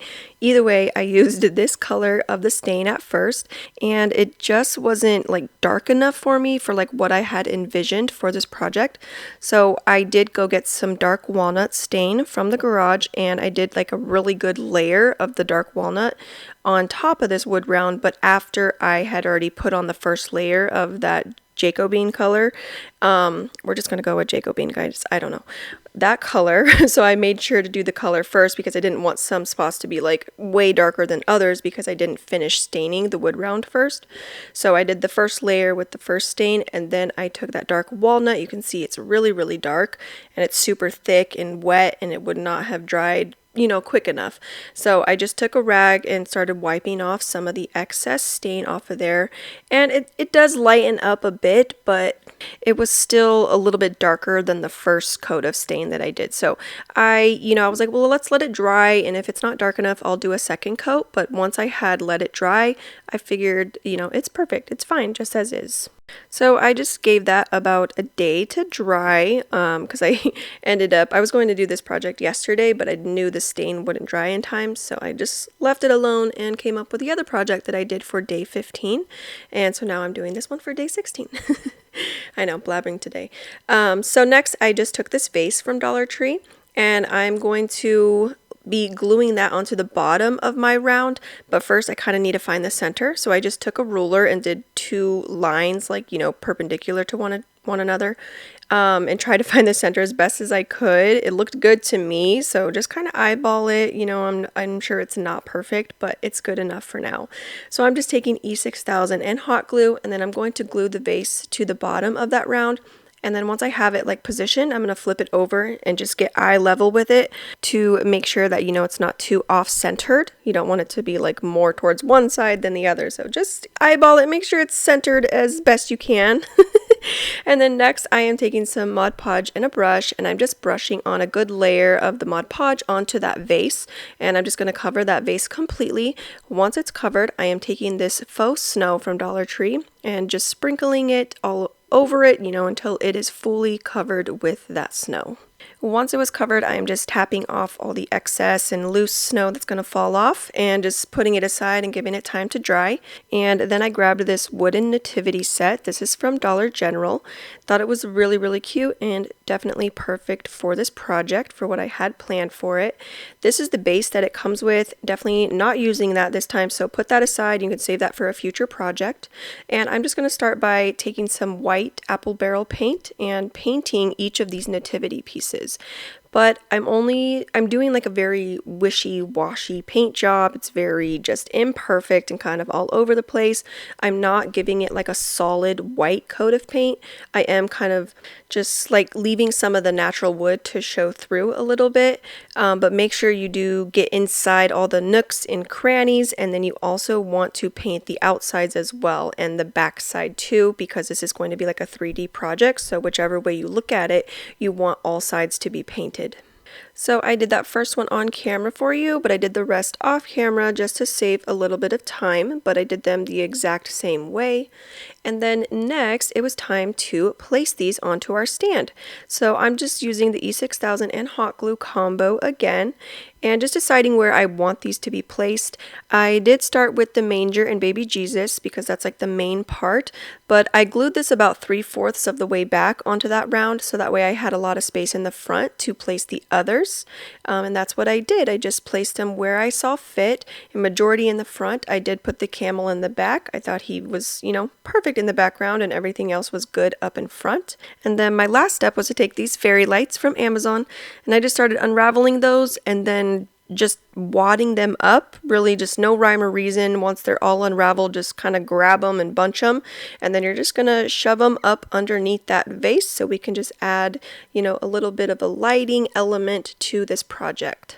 And here is how it turned out. Oh my gosh! How beautiful is this, you guys? Like, I am obsessed. I love it. I personally think this one is my favorite so far out of all the projects that I've done for the previous days. I love this one the most. So beautiful, so classy, so elegant, and it really is just like the perfect centerpiece for your tabletop decor. I really love the contrast between the white and the dark walnut stain. That's always like a really pretty combo together, white and the dark like wood color. Love, love, love that. I love the 3D effect it's got going on. And then you have it where it's like elevated on top of that vase, which to me, I think it really elevates this piece, physically and metaphorically. I love that snow flocked vase at the bottom. So, so stunning and beautiful. I really hope you guys love this one too, just as much as I do. I mean, look at it. Look how pretty. It just took my tabletop decor to the next level. I think it's so, so stunning. And I tried to get a better visual for you guys with the lights at the bottom. So I turned off my lights in my house, closed the blinds. This was as dark as I could get it because I didn't film this, at night or anything. So, but the lights are really, really pretty at the bottom. I think it's going to look so beautiful at night, and I can't wait to see it tonight, all lit up. And here's a screenshot of, what I took inspiration from. I am really excited with how mine turned out, so I cannot wait to share them with you guys, so let's get right to it. To start off, I took 2 of these frames from Dollar Tree. They're already in the triangular shape that we want, so these were perfect. And then I am just taking some dark walnut stain. I stained this first one with the dark walnut stain, and I was just like, oh, it's kind of like way too dark for what I was envisioning. But I continued with it anyways, so I just stained the front of it and then also the sides, leaving the inset frame just as is in its original form. And for the second frame, I used this antique finishing wax. This is from Walmart, and I did the same exact thing. I did the front and the sides, and then leaving the inset frame the same. This is more of the color that I was going for. I wanted it like a darker wood color, but not extremely dark. But I am really happy that I did the frames in the 2 different colors because I like the way that it turned out. They have a contrast between each other. So it all worked out in the end. And here you can see both of the frames together and see the differences in the colors. One is, much darker than the other, but I still, like I said, they do work well together. So once I had those stained, I took my drill and I am drilling a small little hole on the bottom right corner of each of those frames. Not super large, not really small. I wish I knew the exact size, but here is a visual for reference. This is where our little fairy lights are going to go in a few steps down the line here. So once I had my hole drilled, I am taking a small flat screwdriver, flathead, and then my razor blade, my X-Acto knife actually, and I'm just prying off the back so that way I can make the back, in the color that I need it to be, because I almost spaced this. I was going to leave the frame, like the backs, the way that they looked, and I was like, oh, that's not going to be very good. So I pried off the backs, and then I'm taking a piece of sandpaper and sanding down just the mess of the paper residue and all that good stuff, sanding down the background as well so I have a nice flat surface to work on. And then I am taking some plain white cardstock and I'm just cutting that to fit on the background, like the backing of that frame. And once I had that cut, I just took an Elmer's glue stick and I applied a pretty good thick layer onto the backing, and then I am just placing that cardstock down into place. After that, because I had covered that hole that I just previously drilled, I just took my embossing tool and poked a hole right through the cardstock, through the back of that frame, just to remake that hole again. Next, I am just taking my hot glue gun and I'm going to glue along the edges of the frame and just place that backing down into place. And here is what it was looking like once I had all those steps finished. So once I had the back on, I am just taking these fairy lights from Amazon and I'm just starting by stringing them into the frame. So I'm starting from the back where that, that hole that I made. So from back to front, and then I'm just leaving a little bit of excess outside of the back. And then I'm going to start gluing all the way around the frame until there's no more fairy lights left to glue. And real fast, while this is playing out, I just want to mention that whatever I'm doing to this frame, I'm also doing to the other frame. I'm just doing it off camera for you guys because they are the exact same steps. So, but I'm doing it to both of them simultaneously. And here you can see what the frame was looking like once I was done gluing the fairy lights. And also to mention, I did glue the fairy lights more towards the back of the frame rather than like the front edge. You want them as close to the back as possible. Next, I just went to my Cricut machine and I printed out these really cute little designs. They're Christmassy, we've got some little florals and then we got a little Santa hat with some snowflakes and such. And then I just need to cut these to fit into that frame, and unfortunately my measurements were not correct, so the cuts that I had already made with my Cricut machine, they were just a little bit too big, so I just took my cutting mat, straight edge, and X-Acto knife and just kind of trimmed off some of those sides, so that way the little design that I printed is going to fit nicely onto the inset of that frame. And once I was able to kind of size it accordingly and it was going to fit into that frame, I'm just taking my hot glue gun and gluing that down into place. So I'm going more towards the rim of that frame, but still a little ways back. You still want it to have like a lip around where the white design is being glued into. So you still want to see some of the natural looking frame once you glue everything down into place. Alright, so my last step was to just glue the battery box down so that way it's not dangling and it's not in the way of anything. And that was it. Here is how they turned out. Oh my goodness, I am obsessed. I love these ones so much. Another one of my top favorite projects that I've created so far for the 25 days of Christmas. I absolutely love these ones. I'm so happy that I found that inspiration from Target and then just kind of like ran with it and made my own little project out of them. So I really love these. Hopefully you guys do too, and let me know what you think about them down below. Look at how cute they are with the lights. I love the design. I mean, they're definitely not perfect. They could be a lot better. I think that's like the perfectionist in me. It really took a hot minute for me to get these the way that they are, and I was like getting frustrated, but I was like, they're fine, what are you freaking out about? But I'm just too much of a perfectionist sometimes, but I am really happy with the way that they turned out. So let me know all about it down below in my comment section, and that's really all I have for you guys. But before you go, stick around just a little bit longer and I will show you some of the other projects that I have created so far for the 25 days of Christmas DIYs. First, I am taking this wooden plank from Dollar Tree. This is from the Dollar Tree Plus section. And then I am taking this dark walnut stain from Varathane. And I'm just going to give this wood plaque a really good coat of that stain. I am staining the front and then, of course, also staining the sides as well.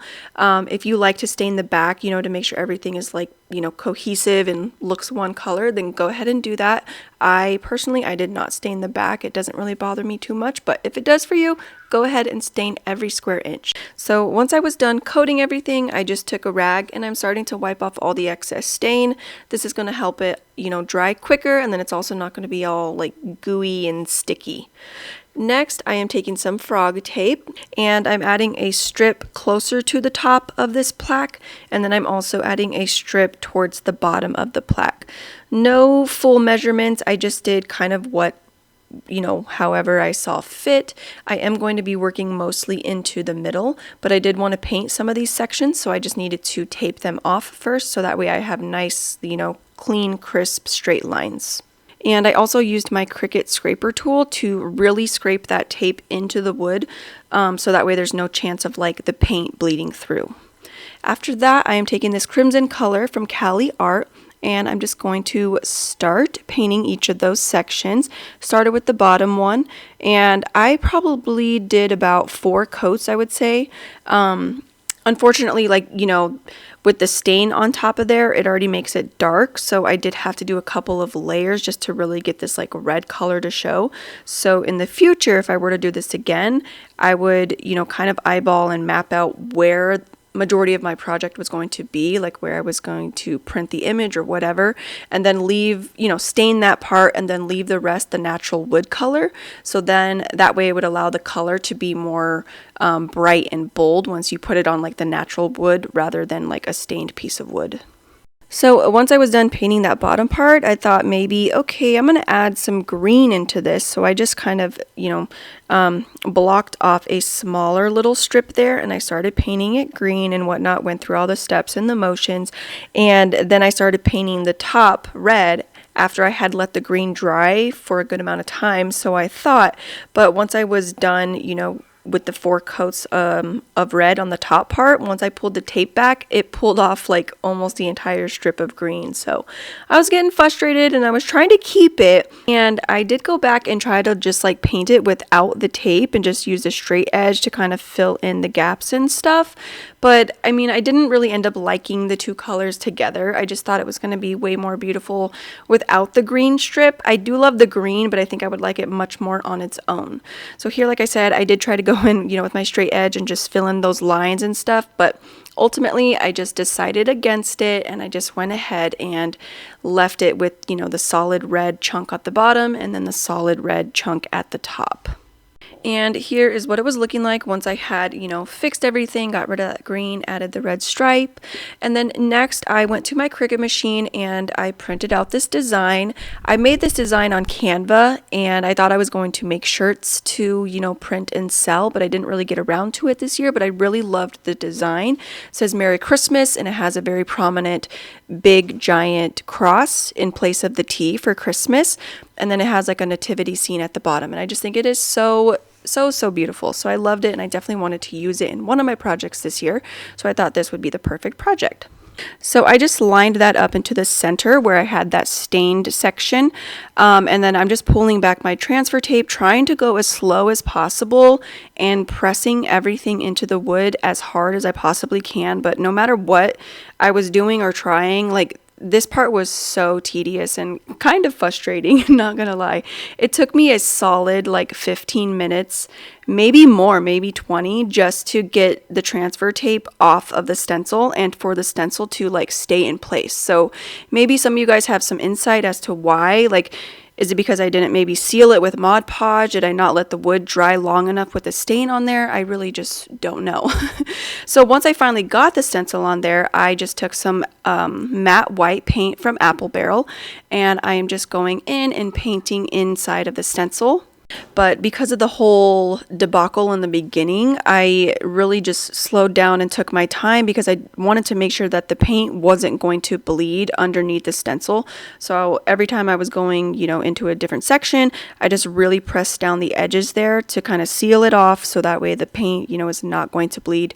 And I did about 3 coats of the white paint for this just to make sure that the white was really just nice and bright and really prominent. So once I was done painting and let it dry, it was the moment of truth. I had to pull back the stencil, and I just went, nice and easy, nice and slow, making sure to pull up just the parts that were supposed to be pulled up. I was hoping that the paint wasn't so thick that it was going to peel. Some parts did end up bleeding through, but that's, perfectly fine. They were really small, like minute, like spots, so it wasn't too big of a deal. I just kind of scraped off the excess parts where they bled through, and then I just went back in with a paintbrush that had some of the stain just to go around it and kind of clean up those edges and make them like nice and crisp and clean. So I'm just going to let this part play just for a second because I think it's kind of like satisfying to see the image like come to life, when you're peeling off your vinyl or whatnot and like all the images start to show themselves. So fun! Okay, anyways, moving on. All right, so next step was to take these white wooden beads and some jute from Dollar Tree, and I just started stringing on those beads until I was happy with the length. Once I was happy with the length, I flipped over the plaque, and then I'm using my heavy-duty stapler, and then I'm just stapling down the ends of those strands into place. And I still wanted to dress this plaque up a little bit more, so I took these picks from the 99-cent only store and just kind of playing around with the placement. I wanted them to go more towards the top and kind of follow that like curve around the top. So once I was happy with that placement, again using my heavy-duty stapler and stapling those down into place as well. And then my last step was to take this burlap ribbon from Dollar Tree, and I just made a really simple bow to go off to the side of this little plaque, and I really thought this is what it needed, and it definitely brought it to life. So once I was done making that bow, I'm just gluing it down off to the side there next to, my little swag that I have at the top. And then lastly, I just dovetailed the ends of the little bow's legs, and that was it. Here is how this piece turned out. Oh my goodness, I am so in love. I love it so much, and I really hope my mom is going to love it as well. It's like a little surprise for her. She doesn't know I was making this, but she will now know once she sees this video. And then also I drop it off and bring it to her house. But anyways, yeah, I really hope you guys like this piece. This was really fun. I've never made a door hanger like this before, so it was really interesting and kind of eye-opening to see just like the process and kind of the troubles that you can run into. But I'm really happy with how it turned out, and hopefully you guys love it too. So I'm starting off with this package of wood dice from Dollar Tree, and I need 2 packages because I need a total of 4, and 1 package only comes with 3. So I need 2 packages. And then next I'm taking crimson and sap green colors from Cali Art, and I painted 2 in each color, 2 red, 2 green. And then next I am taking my drill and a smaller drill bit, a drill bit on the smaller side, and I'm going to line it up the best that I can in the middle of each of the blocks, and I'm just going to drill a hole right through each of their centers. And I definitely just eyeballed it as I went along, so as you can see, they're definitely not super centered, but they do just fine. I'm not the best at finding the center of a circle, I guess, but they still, it still works out in the end. So once I had a hole drilled in the center of all 4 of those, I just took these white beads from Amazon and some jute twine from Dollar Tree, and I'm just going to start stringing on each of those pieces. So I started with a white bead, and then I moved on to a red block, and then I moved on to a white bead, and then the green block, and then I just continued that pattern until I had no more blocks to string on, and I ended with a white bead. So once I was done stringing everything on, I'm just pulling that jute through even more. I want to be able to have enough on that end so I can wrap it around my hand 15 times. So I'm just pulling that jute through until I am able to do that. I'm just using my fingers to measure, making sure I can wrap that around 15 times. So once I have that desired length, I am just starting by tying a knot at that end, so that way the blocks and the beads are nice and tight together. Here you can see the little knot at the end, and I know it's big enough to where the white bead is not going to slide right over the knot. So next I am just doing the same thing on the other side, making sure I can wrap it 15 times and then just cutting the excess parts off, and then again making a couple of knots at that end so that way everything is nice and tight together and it's not all, you know, loosey-goosey. So once we had that done, it was time to make the tassels at each of the ends. So just how I measured in the beginning, I just did the same thing. I just started wrapping that strand around my hands 15 times. Well, my hand, my fingers, wrapping that around my fingers 15 times. I'm cutting an extra piece of the jute. It's probably about 8 inches long. You know, you want it big enough so you can tie a couple of knots into it, and then you're just going to trim off the excess. So I'm taking that strand and I'm tying it towards the top of the parts that I wrapped. I want that as close to the knots that I made by that white bead as possible. I am then cutting another strand, and that is going to be used to make our head and our neck of the tassel. So I'm tying that around a couple of times and making 2 really tight knots, and then I just used some hot glue for extra stability to make sure that way the jute is not going to come undone. And then of course I just trimmed off any excess parts, and then I just needed to cut those loops so that way the tassel ends are now free. And then I'm just kind of bunching those up and just making a cut that's straight across so that way the length is all one length. And there you have it, one tassel at one of the ends, and then I just did the exact same thing to the other side. I just did it off camera for you guys. And then next I'm taking some of these felt sticker letters. These are from Dollar Tree, and I took out the letters to spell Noel and Joy twice since I have 4 areas to cover. And then I am just placing those letters down onto each of those blocks. And for my last step, I took some of these leftover snowflakes. These are from a project that I did a few days ago, and I'm just taking some Mod Podge so I can glue those down into place, and I glued them onto the part of the block that says Joy because Joy is only 3 letters and I used 4 blocks, you know, so there's an empty block there, and I did not want to leave those empty. I wanted something in that place, so I decided to use these little snowflakes. And here is how it turned out. How stinking cute is this? I think it is so adorable.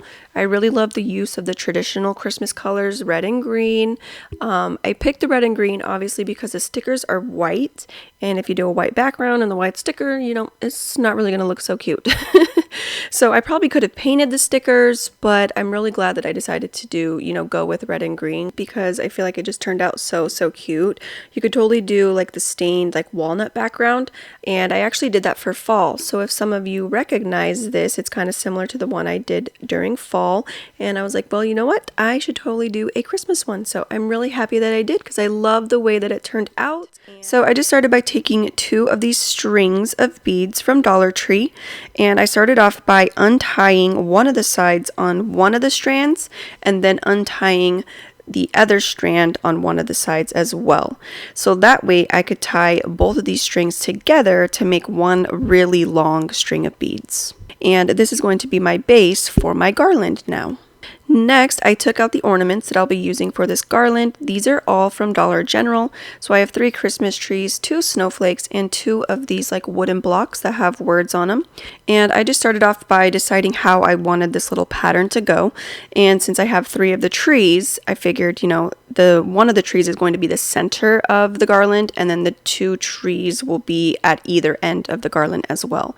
So I just cut that strand loose on the first tree and then tied it right into the center where I tied the 2 strands together, and then I'm going to be just tying on all of the other ornaments as well.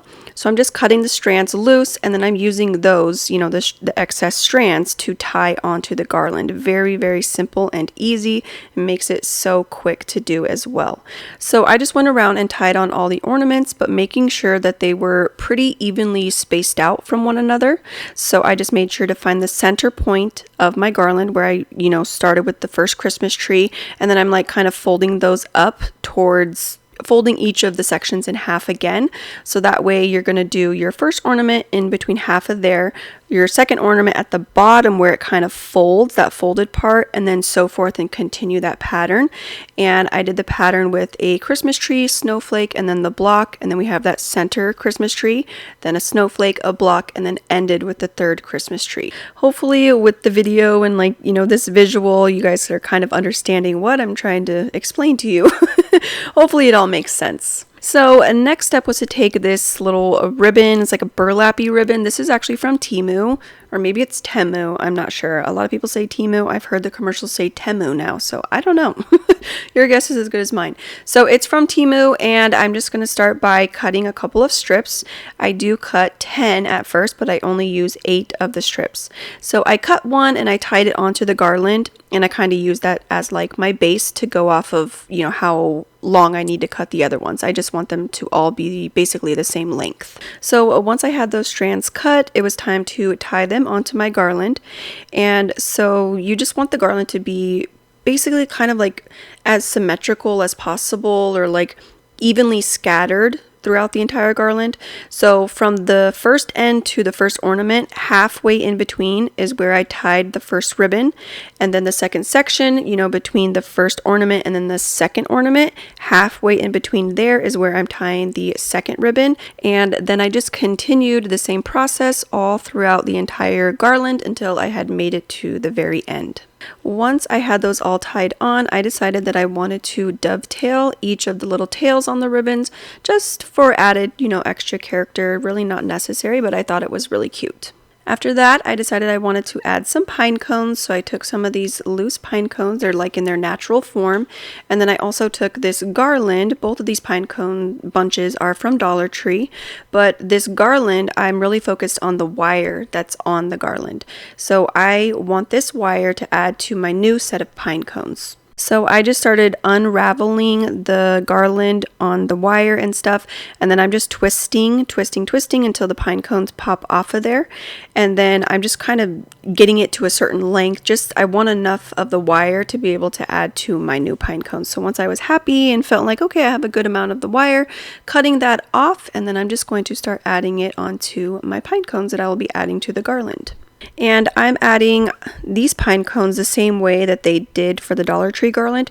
You're just going to wrap it around the base of the pine cone and then twist it a couple of times so that way it's nice and secure and it's not going to fall off. And I left about maybe like 1.5 inches of the wire, which is way more than enough, but I wanted to have enough to be able to wrap it around the garland, and then I'll just cut off the excess later.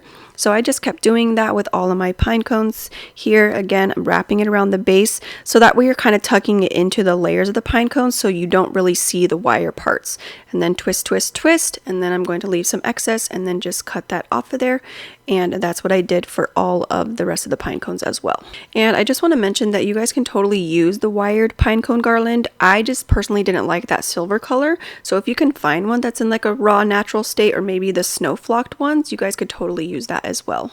Okay, so once I had each of those pine cones wrapped with the wire, I am just going to add them to my garland, and I'm adding them to the parts where I tied the ribbon onto. So I'm just tying those behind the ribbon. I'm going to use the ribbon to like hide the wired parts. So I wrapped it around a couple of times, and then I'm using that multi-purpose tool to cut off the excess wire, and then I'm just using the tip of that tool to kind of fold those pieces down so that way I don't like poke myself or cut myself or anything like that. You don't want it to be dangerous, you know what I mean? So just tuck everything in and hide it behind the ribbon. And I think it turns out so cute like that. And so of course I just went down the line and just added a pine cone right on top of each of the ribbon parts. And once you're done, you can kind of, you know, tweak them and bend them to where you need them to be if they're like in a weird, you know, wonky spot. So I like that they're like bendable and stuff. So once I was done with the pine cones, I am just cutting off the excess parts of the twine where I tied the ornaments on. I left the twine long like that because I didn't know if I was going to like the placement or whatever. So once I was happy with the placement, just cutting off the excess parts and adding a little dab of hot glue to make sure everything is really secure.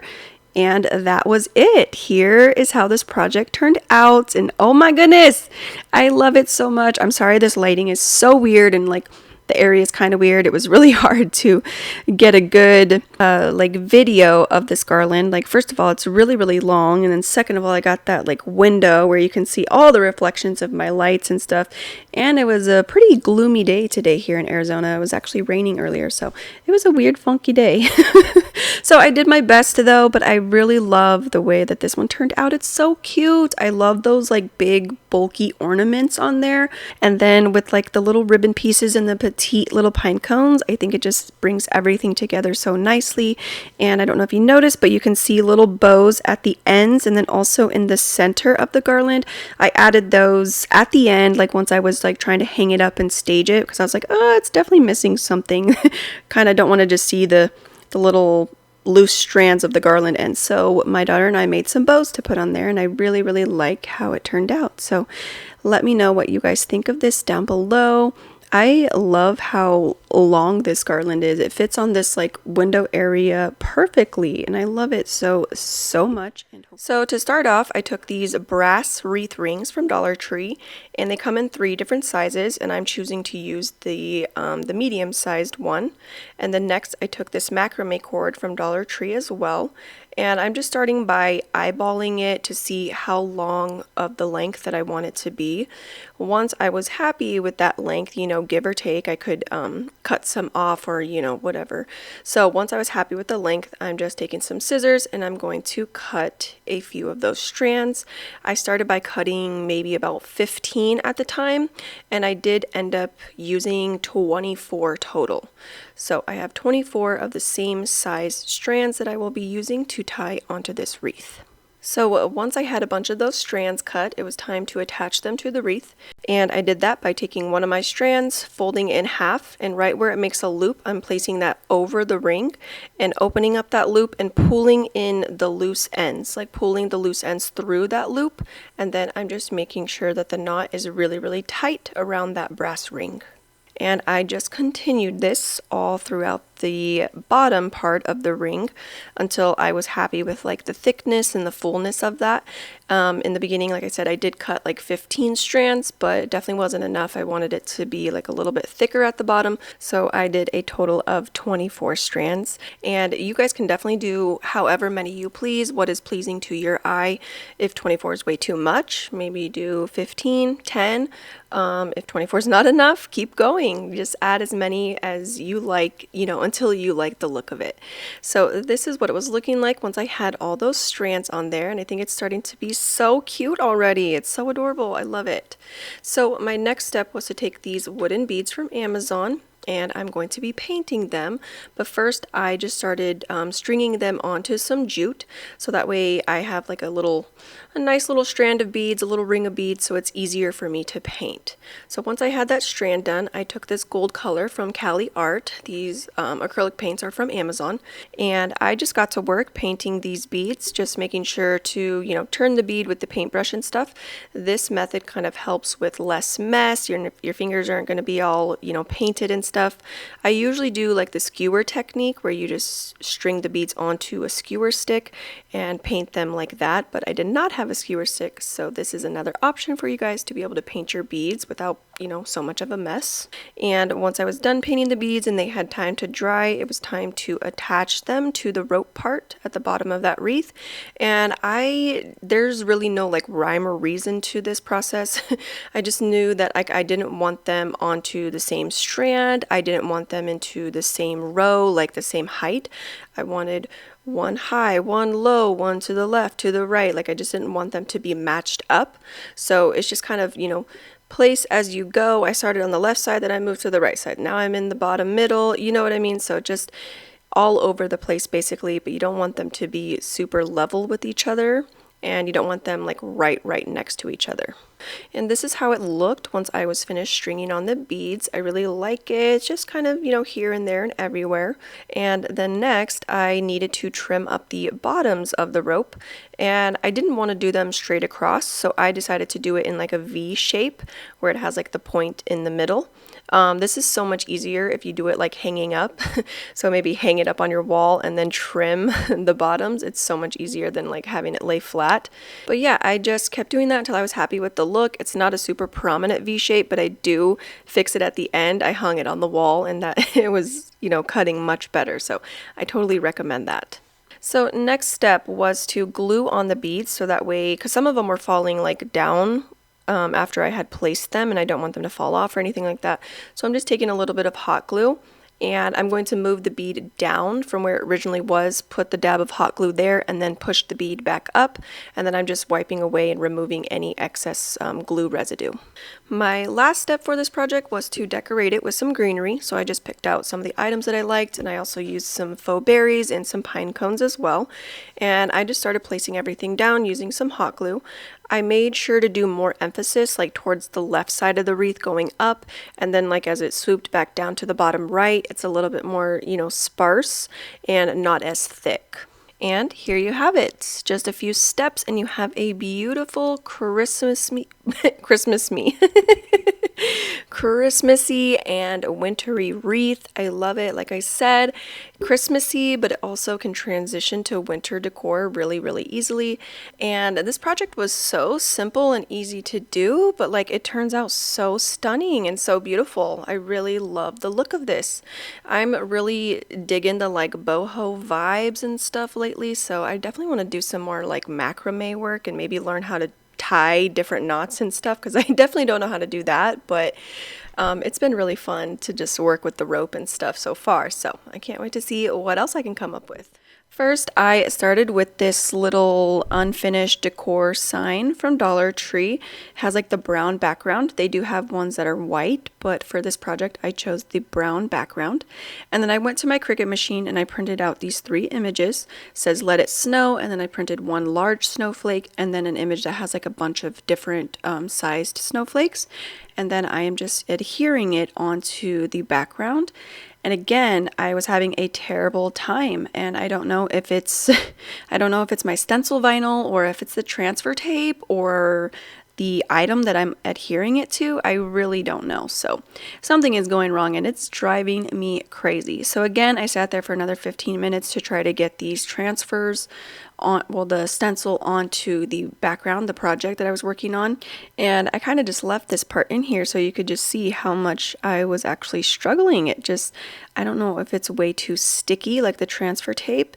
I really tried to press down firmly with my Cricut scraping tool to make sure that the stencil was really, you know, stuck to that wood piece, but still nothing was working. So I just left that here to show you kind of how slow I was actually going. So the bigger snowflake was actually a lot easier, and I don't know if it's just because of the cut or like the size of the stencil. Not really sure, but that one went on so much easier, and I'm like, if they all were like that, I would be such a happy camper. Anyways, so I just attached all 3 images onto the background, you know, on my project. I put "Let It Snow" in the middle, I put the bigger snowflake on the bottom, and then I did the little miscellaneous like different size snowflakes on the top. After that, it was time to paint in between the stencil lines, so I just took this white acrylic paint from Apple Barrel, and I started with a really thin first layer. I did it, you know, nice and carefully, really slowly. I was making sure that the paint wasn't going to bleed underneath the stencil. So that's why I just started with a really thin layer for the first layer. And then my second and third layers were a lot thicker to make sure that the white was like really, really prominent. And here is where it gets really fun and really messy. I took some powdered sugar. I just added it into a little measuring cup. So I did my first and second layers, and then on my third layer I did it really, really thick, and I try to do it as quick as possible because I wanted the paint to still be wet, so that way the powdered sugar can stick really nicely to the paint. So on that third layer, once I was done coating it, I'm just taking my fingers and I'm just sprinkling it on top of there. If you guys have a sifter, that would be so much easier and a lot better actually, because it will make it nice and really fluffy. I could only get it so fluffy by sprinkling it on there with my fingers, so definitely if you have a sifter, I would recommend using that. So after I had that "Let It Snow" part covered fully, I just left it there so that way the little powdered sugar could have time to adhere and the paint had time to dry as well. And then I moved on to the next parts, the bottom and then the top, and I did them all the exact same way. And here they are. Once they were done drying and whatnot, it was time to dust them off and reveal the images. So I started just by tapping off the excess, which was really funny because not a lot was coming off in the beginning, and I was like, uh-oh, this might be a total mess. I don't know. I mean, it was actually a mess, but like I didn't know if the project was actually going to turn out how I had planned, so it would have been a mess that way too. But so I started shaking them off, and then it was time to pull back the vinyl as well to reveal the actual image. So I just did that very carefully. I didn't want to flatten the powdered sugar because I still wanted it to be nice and fluffy like snow, obviously. So I just kept going through that whole process. I took the vinyl off and then tapped it again, tapped the excess off, and then going back in with the Cricut tool and making sure I am weeding out all of the vinyl that was still on there. And slowly but surely you can see the image start to come to life. And it's definitely still a little bit messy, but that's okay. I'm going to clean it up here in a second. Don't worry. So here is what it was looking like once I was finally done weeding out everything. You can see it's kind of got that like 3D, and it's kind of fluffy. It's like the snowy effect that I was going for. So I just did the same exact things to the other ones, of course. Once I had all the vinyl removed from each 3 pieces, it was time to clean them up a little bit. And how I did that was just taking a cup of water and a couple of paintbrushes, and I just went around all of the edges of, where the paint and the powdered sugar was. It does get a little sticky, I'm not gonna lie, so this if you guys are not ready to get kind of sticky and messy, this probably isn't the project for you, but I was just kind of in a fun, let's get messy type of mood. I don't know how to explain it, but I was like, sure, I'm ready to make a mess right now. Let's do it. So anyways, I did add some Q-tips into the mix. This helped kind of get the chunkier pieces of the sugar that like kind of solidified together. It was easier to wipe those pieces off with the Q-tip. And I feel like using the powdered sugar is going to be easier than if you were going to use like flour or something. Flour is going to be doughy, and the powdered sugar, it's easier like dissolvable. So I would stick to the powdered sugar, but I have not tried the flour. So, I mean, try it and let me know how it goes. Maybe it works just as well. You never know until you try it, So here's what it was looking like once I was done cleaning up the edges. It's still a little shiny because it's drying. And so next I took this snowflake sticker from Dollar Tree and I did paint it white with the apple barrel paint, and then I put it right over that little part where I had to sand off some of the extra paint that I accidentally got like outside of the stencil. So I put that on, and then next I just made a really simple bow using my Temu ribbon, and I tied that to the hanger on the top of the sign. I just didn't feel like anywhere I placed it onto the boards, it just kind of took away from the simplicity that I was going for on the sign, but it still needed like a bow somewhere, and I knew the hanger would be the perfect spot. And here is how it turned out. I think it's so adorable, so fun, and really up close you can see like just how fluffy it is. I love the little snowy effect. I think it turned out so good. I had a lot of fun with it. I kind of like to get messy and sticky sometimes, so and I hadn't in a while, so I was like overdue for it, But I really did have a lot of fun with this one, and hopefully if you guys try it, you'll have just as much fun as I did. Whoa, tongue twisters. Anyways, it's like, I'm just tired, you guys. It's almost Christmas, and I've been crafting my heart out, so I'm kind of like, am I all here right now? Am I okay? I don't know. Anyways, hopefully you guys kind of understand what I'm going through, but yeah, hopefully you guys liked this project for today. Alright, so to start off, I took this wreath. This is from the Target dollar spot, and I thought it was so cute and perfect for this project. Next, I'm taking one of these tall vases. This is from Dollar Tree, and then I'm just going to place that vase inside of the wreath just as like a placeholder type of thing. And then I'm going to start picking out the things that I will be decorating onto that wreath and around that vase. So I started with some of these pine cones. These are from Dollar General. They have some strings on them because they're like to be hung on your Christmas tree or whatnot. So I just started by ripping those off, and then I am taking some hot glue and I'm just starting to place each of these pine cones onto that wreath around the vase, where I see fit, just kind of sporadically here and there.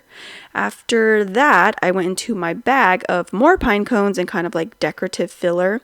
I picked out some other pine cones that have like more of a flocked look to them. I thought that would be really cute as well, just to kind of give it some, you know, a different type of contrast, a different look. So I thought, you know, adding the snow flocked ones into the mix with just like the raw colored pine cones would be really, really cute. And once I was done adding those snow flocked ones on, I decided that like I kind of need something on the bottom to better like build off of and kind of keep everything into place. So I took this flat glass candle holder from Dollar Tree and I just added a strip of hot glue around the rim of that plate, and then I placed the wreath on top of there. So now I have something to kind of better build off of when I put the vase in the middle. I can start building around the vase and it's not going to be like an empty voided space. So next I just took some more pine cones, but this time I did like the little cute mini petite pine cones, again just to give it some different dimension, some contrast. And then I decided I wanted to add a little bit of color to this one, so I took some of these faux berries and just started adding them to random spaces just to kind of fill in the gaps and whatnot.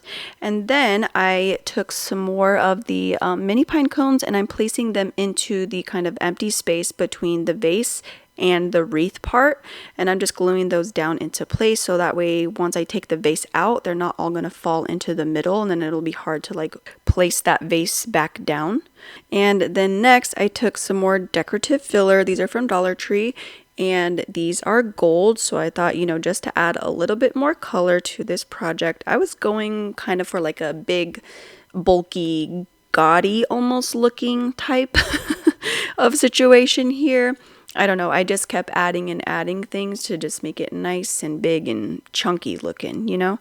I don't know, I just was really feeling that vibe for some reason. So next and lastly, for the decoration part, I just took this white eucalyptus. It's kind of like glittery and stuff. These are picks from Dollar General. And then again, just started placing those here and there just to kind of fill in some more gaps and make sure this was nice and full. And this is what it was looking like once I was done gluing everything on, and I think it's so cute, so Christmassy and big and gaudy like I said I wanted it to be. And here I'm just showing you that you can take a pillar candle as well and just stick that right into the center if you don't want to use the vase, or you can have the vase and then put the candle right into the center. I personally like the vase with the candle inside, but it's still really cute with just the candle. But this way with the vase, you can actually light it and it'll look really cute, you know, and pretty at night. Alright, so I decided to make another one for you guys just to add a little bit more time to this video because once I cut it down it was really short. So same process, I have the wreath, the vase, the flat candle holder thing, and I'm doing the same steps, but this time I'm going for a more like woodlandsy look. I know I said that last time when I was making that like wind chime looking thing with the hanging sticks and the bells and stuff. If you guys saw the video, you know what I'm talking about. So kind of going for like an earthy type of look, and this is very just natural and neutral. I did not really add very much color to it. Yes, it has like the snow flocked pine cones and then just some of those sticks and wood rounds. Just kind of, they work really well together, and I just love that like earthy woodlandsy feel. So yeah, just did the exact same steps for that one, and I think this one turns out so stinking cute. I love this one so much. I think it's my favorite out of the two. You guys will definitely have to let me know what you think of it down below. And then another small change for this one was to use a smaller pillar candle instead of the large one. And here is how they turned out. How cute are these? Look at them glowing at night, all lit up. I love it. Yeah, so I don't know, like I can't decide if I like the taller pillar candle rather than the smaller one, so let me know your guys' thoughts on that. I don't know, I think they're both cute in their own like separate ways, you know, their individuality. What is the word? Individuality. There you go, individuality. Okay. Oh my gosh, okay, moving on from that, but I'm still gonna leave it in here because I think it's funny. But these are them in the daylight, and look how gorgeous these are. Oh my goodness, that one is just so pristine. Like, I love it. Totally the vibes I'm going for. I love those earthy vibes. The sticks, the pine cones, yes. This one is still really, really pretty too. I love it. It's got more of a like traditional Christmas look to it, I guess you could say, and more of the like gaudy look, I guess, maybe with the golds, like the gold filling and stuff like that. I don't know. Anyways, I just wanted to give you guys a couple of options since it was so quick to like put these together. So let me know what you guys think of them down below. So to start off, I took this box from Dollar Tree and I really loved the shape of this. I knew the shape would be perfect for what I had in mind. Next, I took these little gift bags. These are from Hobby Lobby and I loved the design on there. I actually have the wrapping paper too. I just was too lazy to get the wrapping paper and I just wanted to show you something else that you could do with these gift bags. So I just started by carefully ripping open the bottom and then pulling the two sides apart, you know, where they meet and they're glued together. So I just carefully did that so that way I don't rip it or put holes in it, and then I just cut off the excess side parts where the two parts were glued, and then a little bit at the bottom because it kind of had some holes in there from where I tore the bottom apart. And then I was just wrapping the box as if it was a present. So just using some tape. You guys can totally use hot glue if you want, so that way you don't see the tape on there, or just try to hide it better than I did, I guess.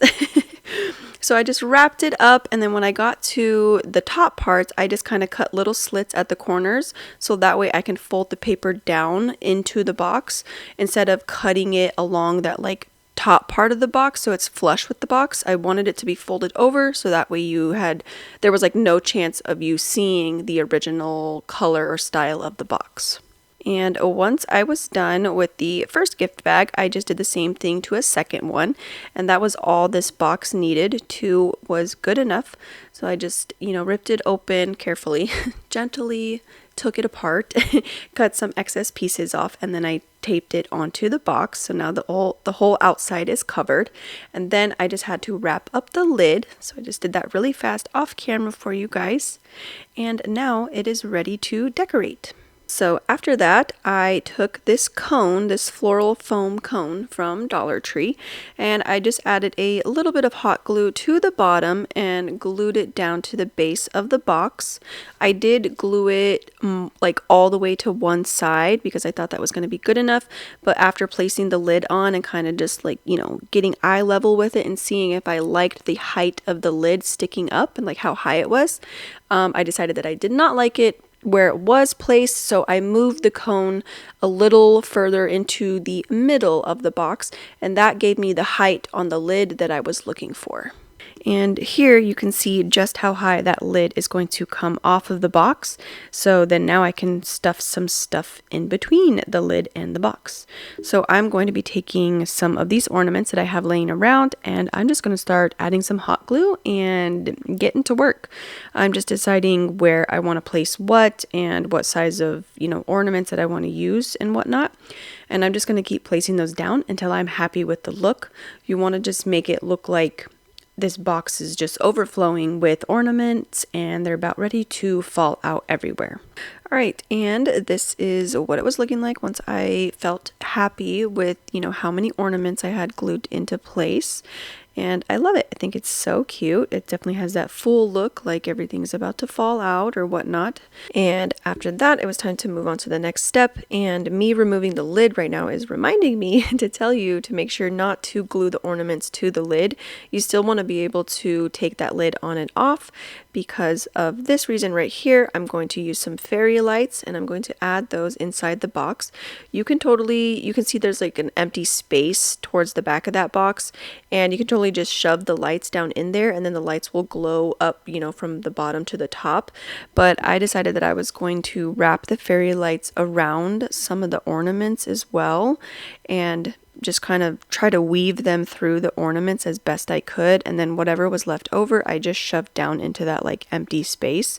I was also trying to make sure that you wouldn't see the strings, but you can still see some of the strings on there, but I think it's okay. It's not like super detrimental.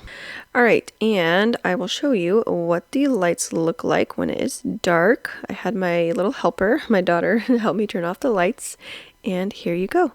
Look how bright those are and beautiful.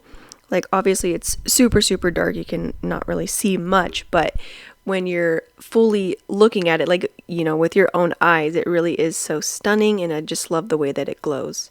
So next, once I had those fairy lights on, it was just time to wrap this box. Well, I already wrapped it, so I'm kind of just adding to the present look, and I'm just taking some of this red ribbon. It's got like a silky texture to it, and I thought it just really complemented the wrapping paper.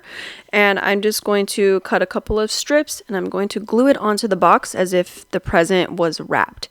And then I just made a cute little bow to go right on the top, and I really feel like this completed the look. I mean, look how cute that bow is. It really just brings the present look to life. I love it so much. And here is how it turned out. How sweet is this?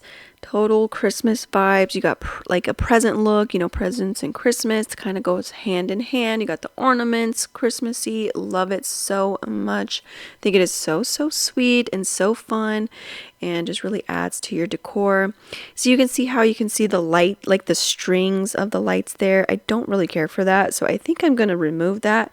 But I mean, at night, obviously you can't see that. It's just in the daytime. And I mean, still in the daytime, you want it to look aesthetically pleasing as well. So I don't know, I can't decide if I'm going to leave them or move them or whatnot. But here it is at night, and you can see just how bright those lights shine, and then you got like the light bouncing off the glittery ornaments and stuff. I just love it. It's so, so cute, and this is just really fun. I think it'd be really fun to do like a bunch of different sizes as well, so maybe I will do that next year. That's definitely on my list of things. Oh, what should I do next year type of thing. So to start off this project, I am taking this large vase. This is from Walmart. You want this vase to be a pretty good size, like definitely on the larger side. And then next I am taking some Mod Podge, and I'm just going to start coating that vase with a really good coat or a good layer of that Mod Podge. And I'm just doing one section at a time. So once I have that first section coated with the Mod Podge, I am then taking this faux snow from Dollar Tree, and I am obviously just covering the surface area that has the Mod Podge layered onto it. I'm going to make sure that the snow is sticking nicely, and once that section is covered, I'm just going to turn it over and kind of dump off and shake off the excess parts, and then I'm moving on to the next section. And I just keep doing this process until I get to, I guess, what I would call the front of the vase, and that way you can see my entire hand like when it's spread out a little bit. And I'm going to just go around my hand shape now, and I'm going to be making a more oval type of design, but I'm going to make sure I stay outside of the outline of my hand. So that way where my hand is, it's going to be just the vase. I'm not going to put any Mod Podge or snow or anything like that. So that way it kind of gives this effect that like everything is covered with the snow except for that front part where you can just look in and see what's inside of the vase. So once I had, everything covered with the snow that I needed, I'm just taking a dry paintbrush, and I'm just going to brush off the excess snow particles that are on the parts where the Mod Podge is not. So I'm doing that on the outside and then on the inside as well, so that way the vase is nice and clear. Next, I am taking some of my leftover faux snow, and I'm just going to pour it into the vase, and I'm giving it a pretty good layer on the bottom, not super full though. I'd say maybe an inch, probably thick, maybe half an inch, so half an inch to an inch. So I'm just gonna pour that in till I am happy with the thickness of it. Here's kind of the thickness that I've got going on. And then I am taking some of these miniatures. These are from Dollar Tree, and I just picked out a couple of the ones that I really liked and wanted to use because there was a lot to choose from. So I just picked out my favorites, and I just started placing them down into the snow where I saw fit and just how I wanted the design to look.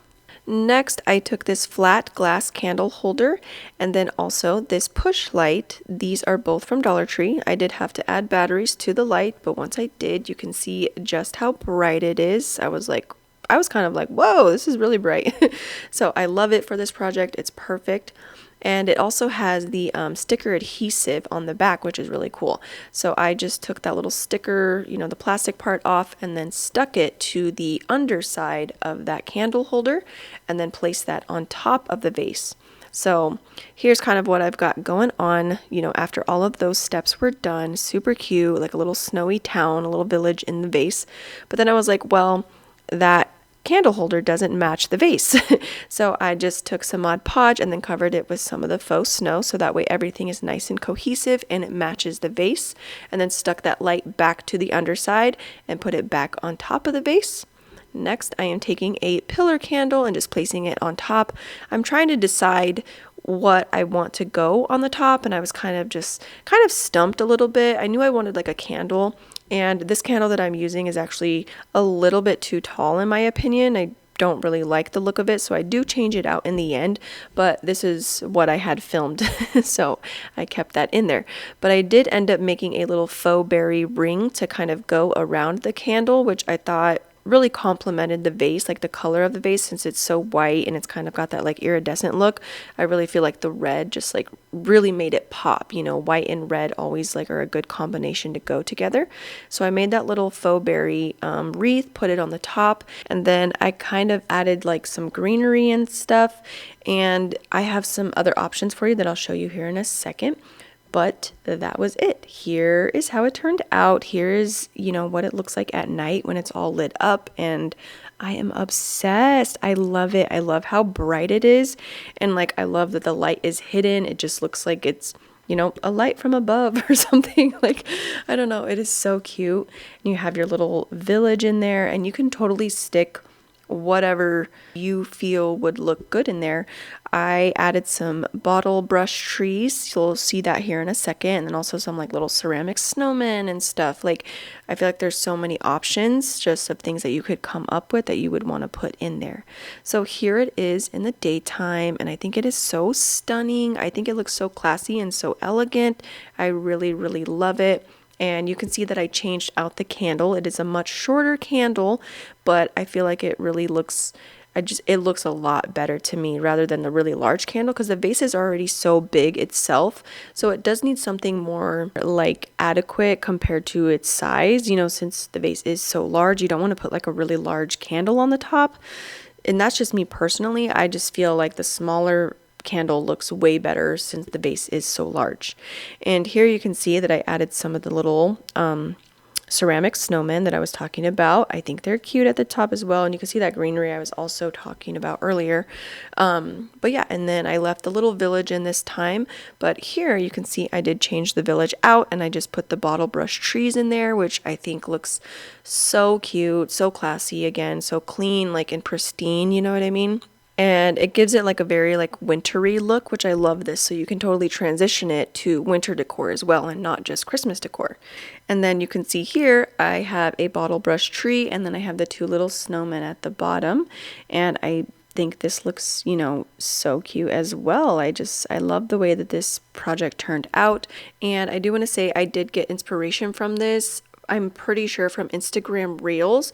I just don't remember who that creator was, and I'm not sure if that creator was the original creator for this project, but if you know, feel free to let me know so I can tag them down below in my description box. But other than that, that is all I have for you guys. We have made it to the very end of the 25 Days of Christmas DIYs series. I cannot believe it.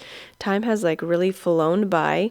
I hope you guys have enjoyed everything that I have created, and I would love to hear all about it down below in my comment section. And I just want to wish you guys a very, very, very Merry Christmas. I appreciate you guys sticking with me through, you know, days 1 through 25. You guys are amazing. So I just hope you have the best Christmas ever, and, you know, happy holidays, happy new year.